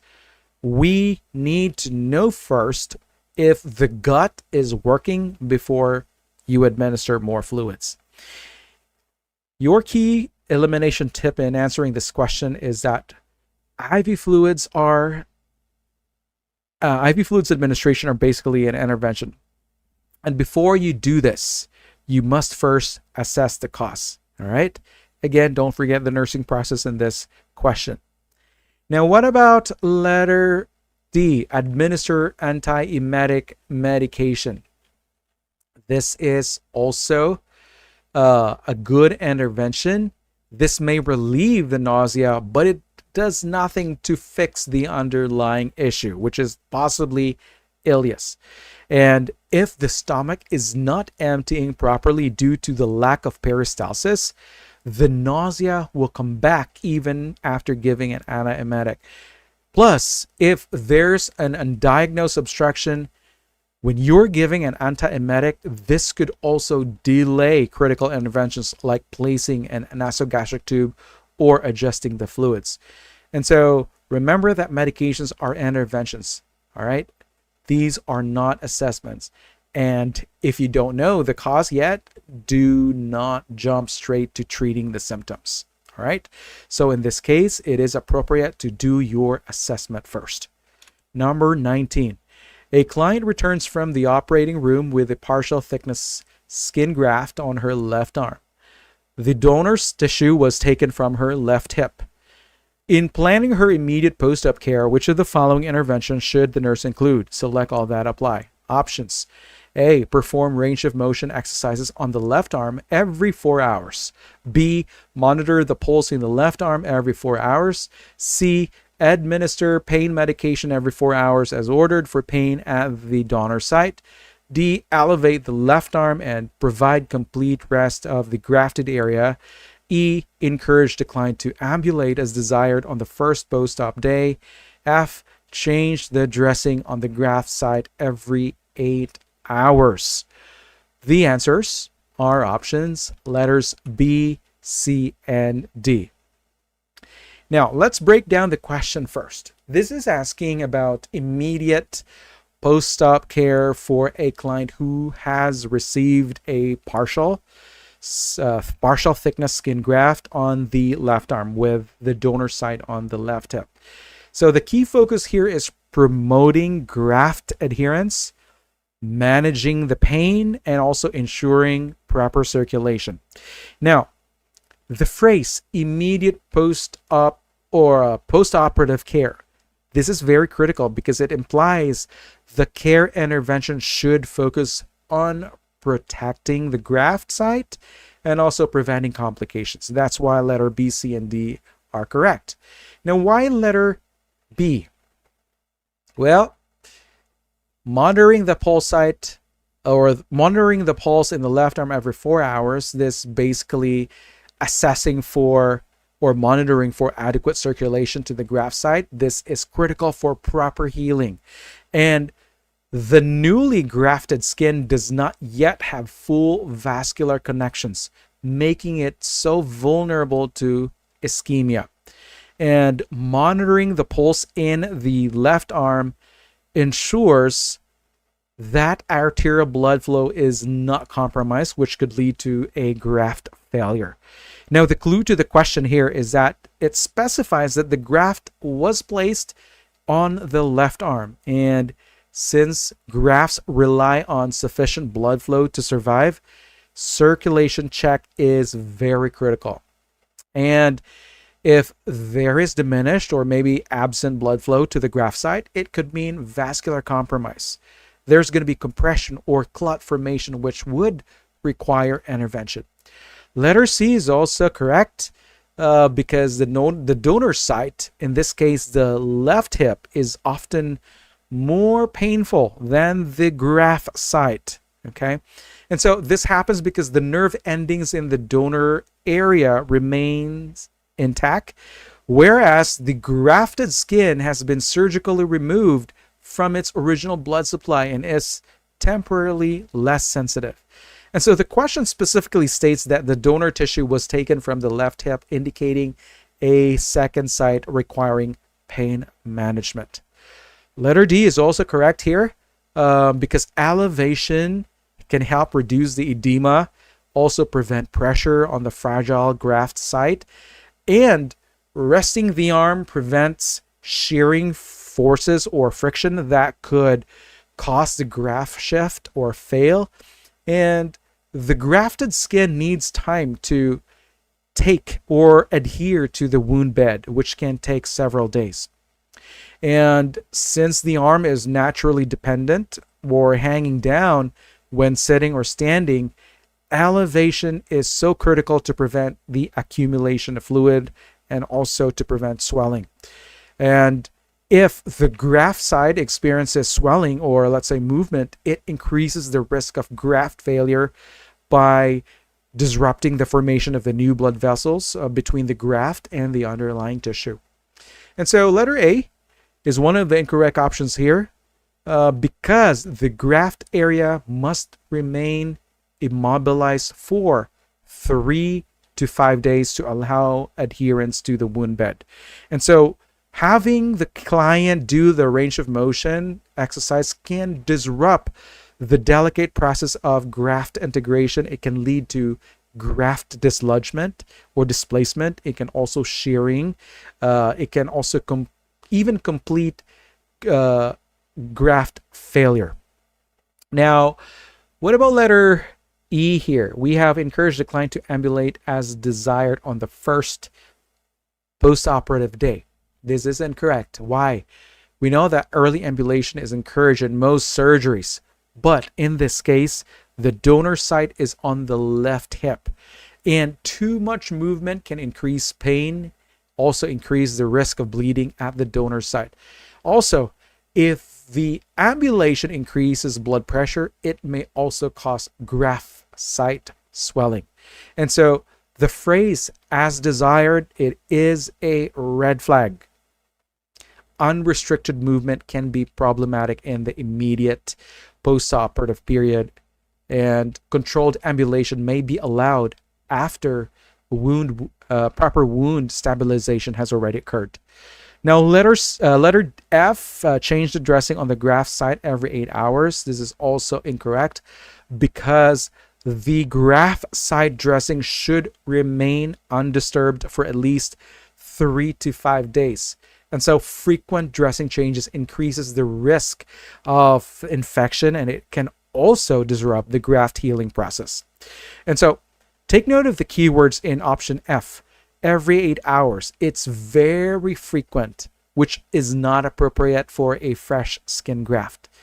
And the dressings are usually left intact unless there is excessive drainage or signs of infection. 20. A child has just returned to the pediatric unit following ventriculoperitoneal shunt placement for hydrocephalus. Which intervention should the nurse perform first? Options: A, place the child on the side opposite the shunt. B, administer pain medication by mouth as ordered. C, offer fluids because the child has a dry mouth. D, assess intake and output. The answer is letter A. Because after a VP shunt placement for hydrocephalus, positioning the child on the side opposite the shunt is very critical. And so this is going to prevent excessive pressure on the newly implanted shunt valve, which could lead to malfunction, displacement or increased ICP, and also keeping the pressure off the surgical site can reduce post-op swelling and discomfort. And in addition to that, placing the child in a semi-Fowler's position, which is basically head elevated at 15 to 30 degrees, can also facilitate CSF drainage and can also prevent complications like overdrainage, which can cause headaches, subdural hematomas, or even collapse of the ventricles. Now, the obvious clue in the question is the phrase "just returned." So this indicates a very immediate post-op concern. It simply means that interventions that can ensure safety and prevent complications will take priority. Now, why are the other options such as B incorrect? Well, oral medications is not appropriate in the immediate post-op period. Take note that after general anesthesia, there is a risk of nausea and vomiting, which could increase intracranial pressure or lead to aspiration. So the better alternative would be IV pain medication. All right, this will work faster and does not pose an aspiration risk. What about letter C?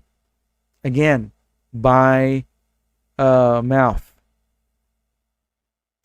This is also incorrect. The client here is placed often on NPO until the bowel sounds return and the anesthesia effects wear off, reducing aspiration risk. Also, the neurosurgeon clears them for oral intake. And so the obvious clue in this is the question does not mention that the child is ready to eat or drink, making this intervention very premature. Letter D is also incorrect. Assess intake and output. We know that monitoring fluid balance is important, especially VP shunt drains fluid or the cerebrospinal fluid. But in this scenario, it's not the first priority because excessive fluid drainage may indicate over drainage, while decreased urine output could also indicate dehydration. However, positioning the child properly is the most urgent concern immediately after surgery. So, I want you to apply the safety first principle.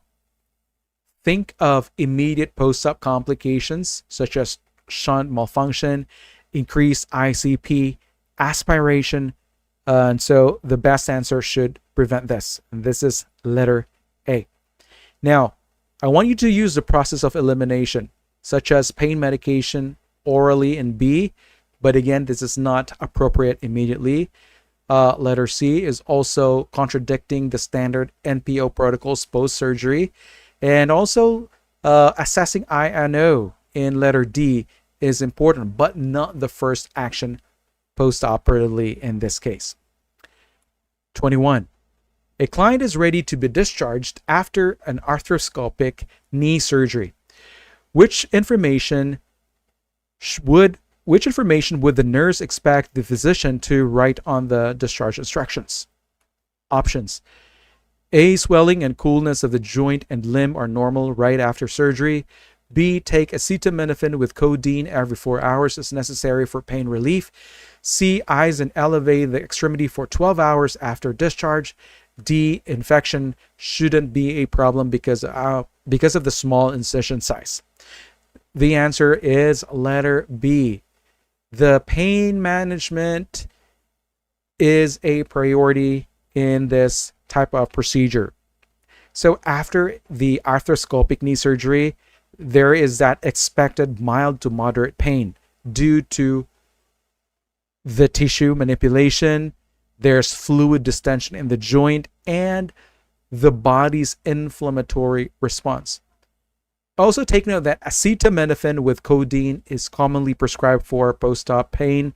And again, the codeine is the opioid analgesic that works by binding to the opioid receptors in the central nervous system, and it can reduce the pain perception significantly, while the acetaminophen, which is a non-opioid analgesic, can enhance the analgesic effect while minimizing opioid dosage requirements.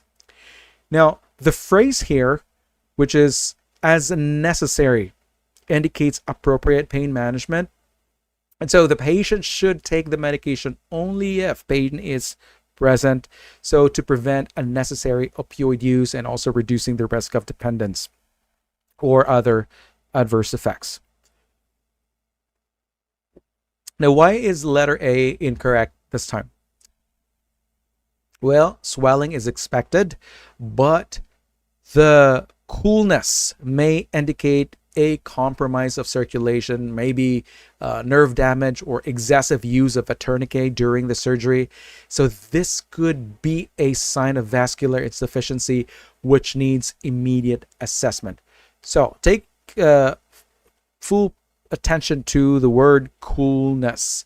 This should be a red flag. It is a possible complication rather than a normal post-op finding. Letter C here, Eisen elevate the extremity for 12 hours after discharge. We know that Eisen elevation can help reduce the swelling and pain, but the recommended duration is at least 24 hours, not just 12 hours, okay? And we know that swelling can persist after 12 hours, which will require continued management. Now, letter D, infection shouldn't be a problem because of the small incision size. This is totally incorrect because any surgical procedure carries a risk of infection regardless of the incision size. And there is that potential that bacteria can enter into the incision, even the smallest openings. It can lead to septic arthritis or maybe sepsis. Now, I want you to focus on the key concept here about the post-op pain management, and pain relief is a primary nursing concern, making it the most appropriate answer. 22. A nurse is caring for a client who underwent surgical repair of a detached retina in the right eye. Which of the following interventions should the nurse perform? Select all that apply. Options: A, orient the client to his environment. B, place the client in a prone position. C, encourage deep breathing and coughing. D, administer a stool softener. E, discourage bending down. F, approach the client from the left side. The answers are letters A, D, E, and F. Why letter A? Orient the client to his environment.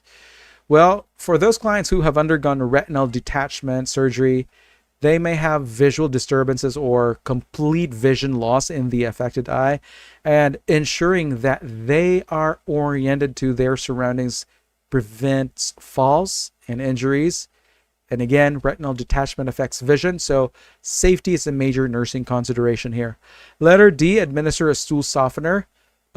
Straining during defecation, we call that as the Valsalva's maneuver, can increase the intraocular pressure, which can disrupt the surgical repair, and it can lead to a hemorrhage, retinal detachment. And so stool softeners will be used to reduce the risk of straining. Letter E, discourage bending down. Now, we know that bending forward increases the intraocular pressure. It can also put strain on the surgical site, and this can cause the retina to detach again or lead to the bleeding. And so patients should avoid bending, avoid lifting heavy objects, or engaging in activities that require straining. So the obvious clue here is discourage bending. So this relates to intraocular pressure management, which is very critical in the eye surgery. Letter F is also correct. Approach the client from the left side. If the right eye underwent surgery, the client's left eye is unaffected. And so approaching them from the left side also ensures that the client can see and respond and reduces disorientation and anxiety. Why letter B is incorrect? Well, placing the client in a prone position, in most cases, the client, it says here, place the client in a prone position. Well, the correct position depends on the type of surgery performed. And in most cases, the client should be in a supine position or position with the unaffected side down to avoid pressure on the affected eye. And prone positioning, which is face down, is not commonly used unless it's specifically ordered. Letter C, encourage deep breathing and coughing. This can also increase intraocular pressure due to sudden increases in the thoracic pressure. Instead, the client should be encouraged into doing a slow breathing technique. Hang on a sec. All right, so we are in item number 22. And so they're not supposed to do the deep breathing and coughing exercises because this can also increase the intraocular pressure, which can also disturb the surgical site. All right. Next, you need to also recognize the key concept, especially with the retinal detachment care. It focuses on preventing intraocular pressure increase. So I want you to eliminate anything that can promote higher pressure, such as letters C and B. And also I want you to use the logic to eliminate the distractions here, such as the prone position. This is not the standard post-op position for retinal surgery unless it's specifically ordered by the provider. And I want you to look for the safe and supportive measures, such as options in options D, E, also letter A and F. These are going to promote safety in your post-op client. 23. A client is preparing for discharge after undergoing an above-the-knee amputation. Which of the following instructions should the nurse include in the client's teaching plan? Select all that apply. Options: A, avoid exposing the skin around the residual limb to excessive perspiration. B, immediately report twitching, spasms, or phantom limb pain. C, avoid using heat application to ease pain. D, rub the residual limb with a dry washcloth for 4 minutes 3 times daily if the limb is sensitive to touch. And E, be sure to perform the prescribed exercises. F, massage the residual limb in a motion away from the suture line. The answers are options letters A, D, and E. Why letter A? It's because excessive perspiration can lead to skin irritation. It can cause maceration and potential infection. And keeping the residual limb dry can help maintain skin integrity and also help prevent complication. Letter D, this technique can help with desensitization, reducing the hypersensitivity, and also prepares the limb for prosthetic use. Whereas letter E, exercise can also prevent contractures, can strengthen the remaining muscles. It can also improve mobility for future prosthetic use. While option letter B, this is incorrect, right? And so the phantom limb pain is a normal response because of the residual nerve activity and does not necessarily indicate a complication. While we have letter C, another incorrect option, he can be beneficial for phantom limb pain and unless contraindicated by other conditions such as neuropathy. We also have another incorrect option, letter F. Massage should be done toward the suture line to mobilize the scar, and it will also prevent adherence to the bone. So the key word clues in this question, we have exposing the skin around the residual limb. That's an option A. So think about skin irritation risks. We also have the exercises. Post-operative rehab and mobility are always emphasized here. And the massage direction in option. This is the proper wound healing technique. And I want you to focus on the post-operative care principles: preventing infection, preventing contractures, and also hypersensitivity. So you got to eliminate those normal responses such as the phantom pain, twitching, as immediate report implies an emergency. Okay. Alrighty. We have 24. After an abdominal cholecystectomy, a client has a T-tube attached to a collection device. On the day of surgery at 8:30 p.m., 300 ml of bile is emptied from the collection bag. At 4:30 a.m. the next day, the bag contains 60 ml of bile. What should the nurse consider in response to this information? Options. A. Mechanical problems may have developed with the T-tube. B. Suction must be re-established in the portable drainage system. C. The T-tube may have to be irrigated. Letter D. The bile is now draining into the duodenum. The correct answer here is letter A. Well, a T-tube is placed in the common bile duct after a cholecystectomy to ensure bile drainage while the duct heals. Normally, bile output is around 500 ml to about 1,000 ml per day in the first 24 hours. And a sudden decrease from 300 ml at 8:30 p.m. to only 60 ml by 4:30 a.m. is not normal. And it suggests a mechanical problem.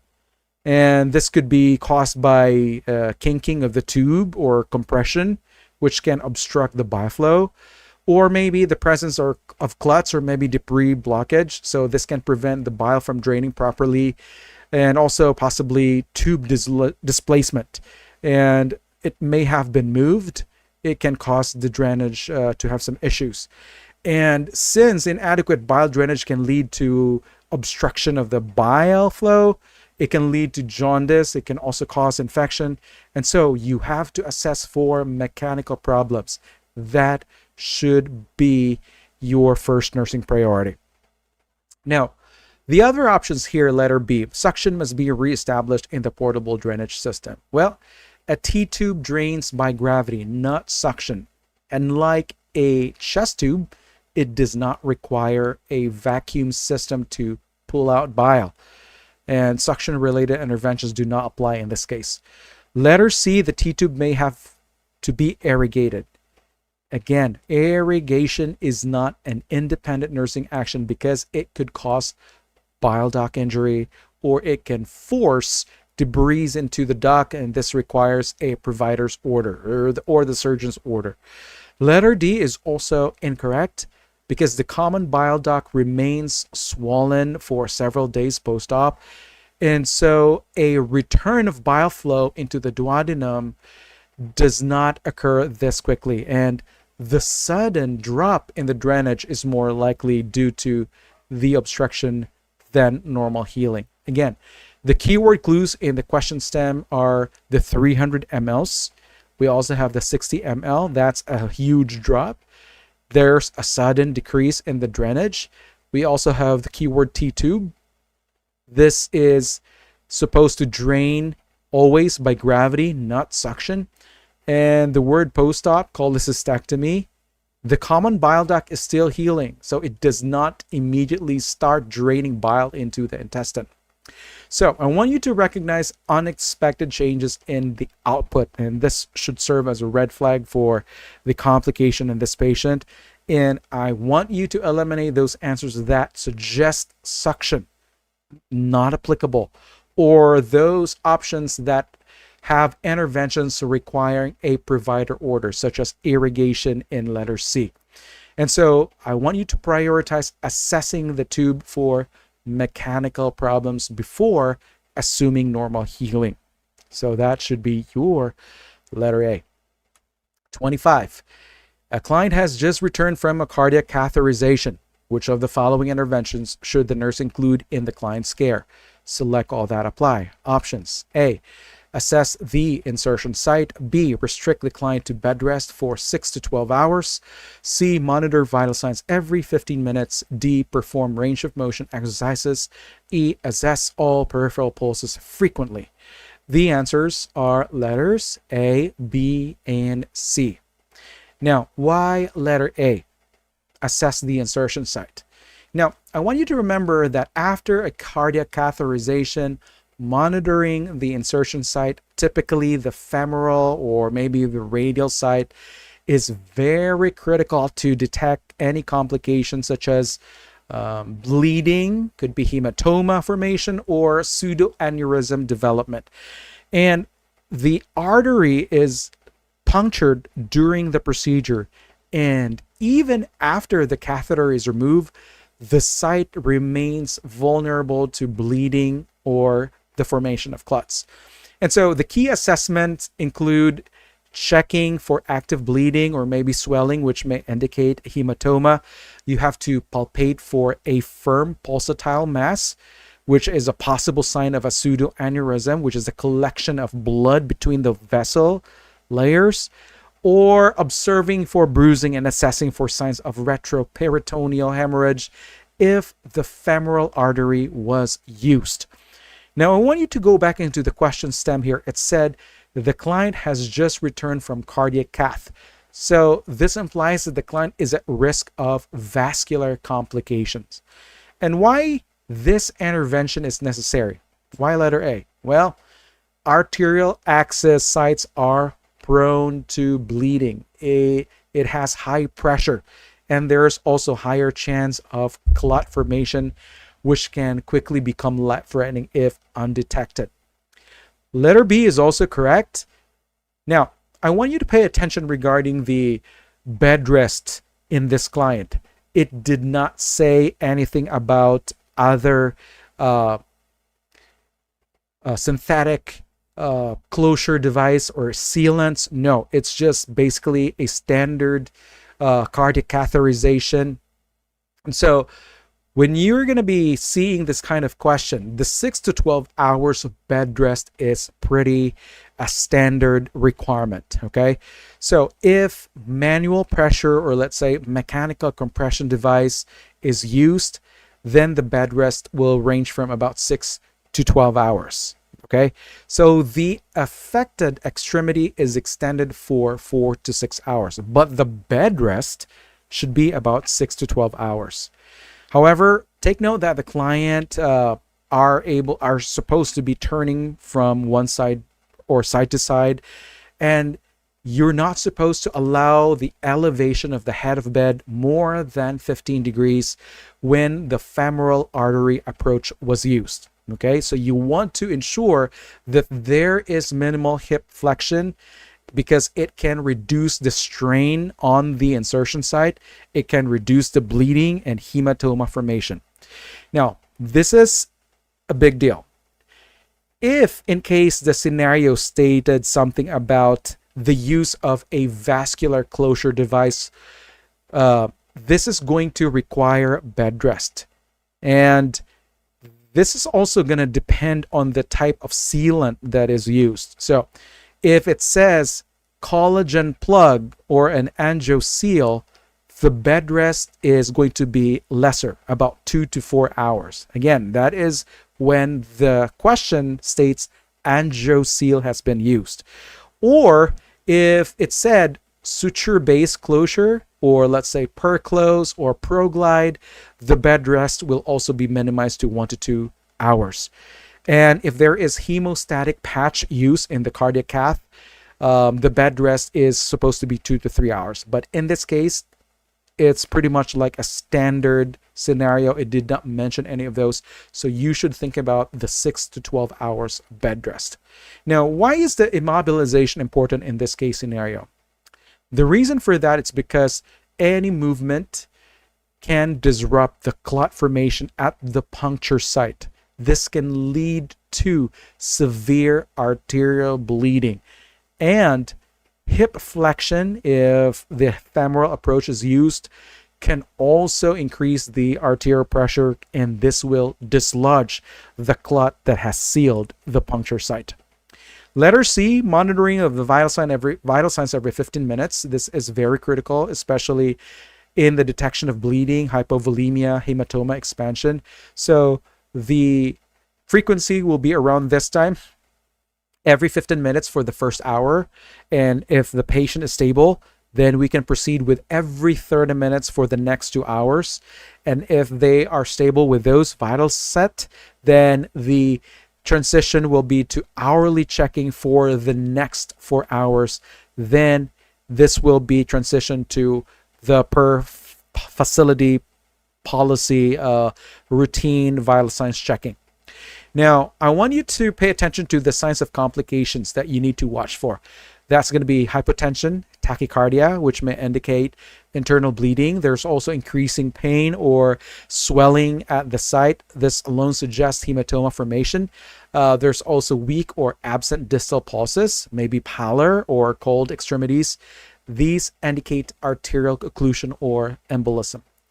Now, why is letter D incorrect? Perform range of motion exercises. Well, again, as I have said, the extremities or the extremity involved should be immobilized for about 4 to 6 hours, bed rest about 6 to 12 hours. And you need to keep the limb straight to prevent the bleeding and also to prevent arterial rupture. Now, what else? We have letter A, B, C, letter E, assess all peripheral pulses frequently. This is incorrect because this is not going to be needed. You should not be assessing all peripheral pulses. Again, the focus here is only on the site that is being used. All right, not all pulse sites. Now, I want you to pay attention to the keywords in the question, post-cardiac catheterization. Think about bleeding risk and vascular monitoring. And the bed rest, that's 6 to 12 hours. This indicates immobility requirement to prevent the bleeding. And also monitoring the vital signs every 15 minutes. This is going to help detect the early signs of bleeding or any vascular compromise. So I want you to prioritize patient safety by focusing on the bleeding risk and also circulation, and eliminate those options that involve movement, the ROM in letter D, which could increase the risk of arterial bleeding. And I want you to consider the type of hemostasis method that is used to determine the correct bed rest duration. Again, in a standard cardiac catheterization procedure, the bed rest should be about 6 to 12 hours. However, the immobilization of the affected extremity should be about 4 to 6 hours. Keep in mind about those facts. And so that is the end of our Q&A. I hope this has been valuable for your preparation. I don't want you to forget in subscribing to the channel if you haven't done that yet.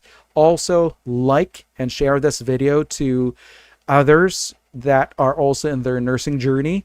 And if you have any questions, don't forget to write them down or type them down on the comment section, and we'll get back to you as soon as possible. So I'll see you in the next session.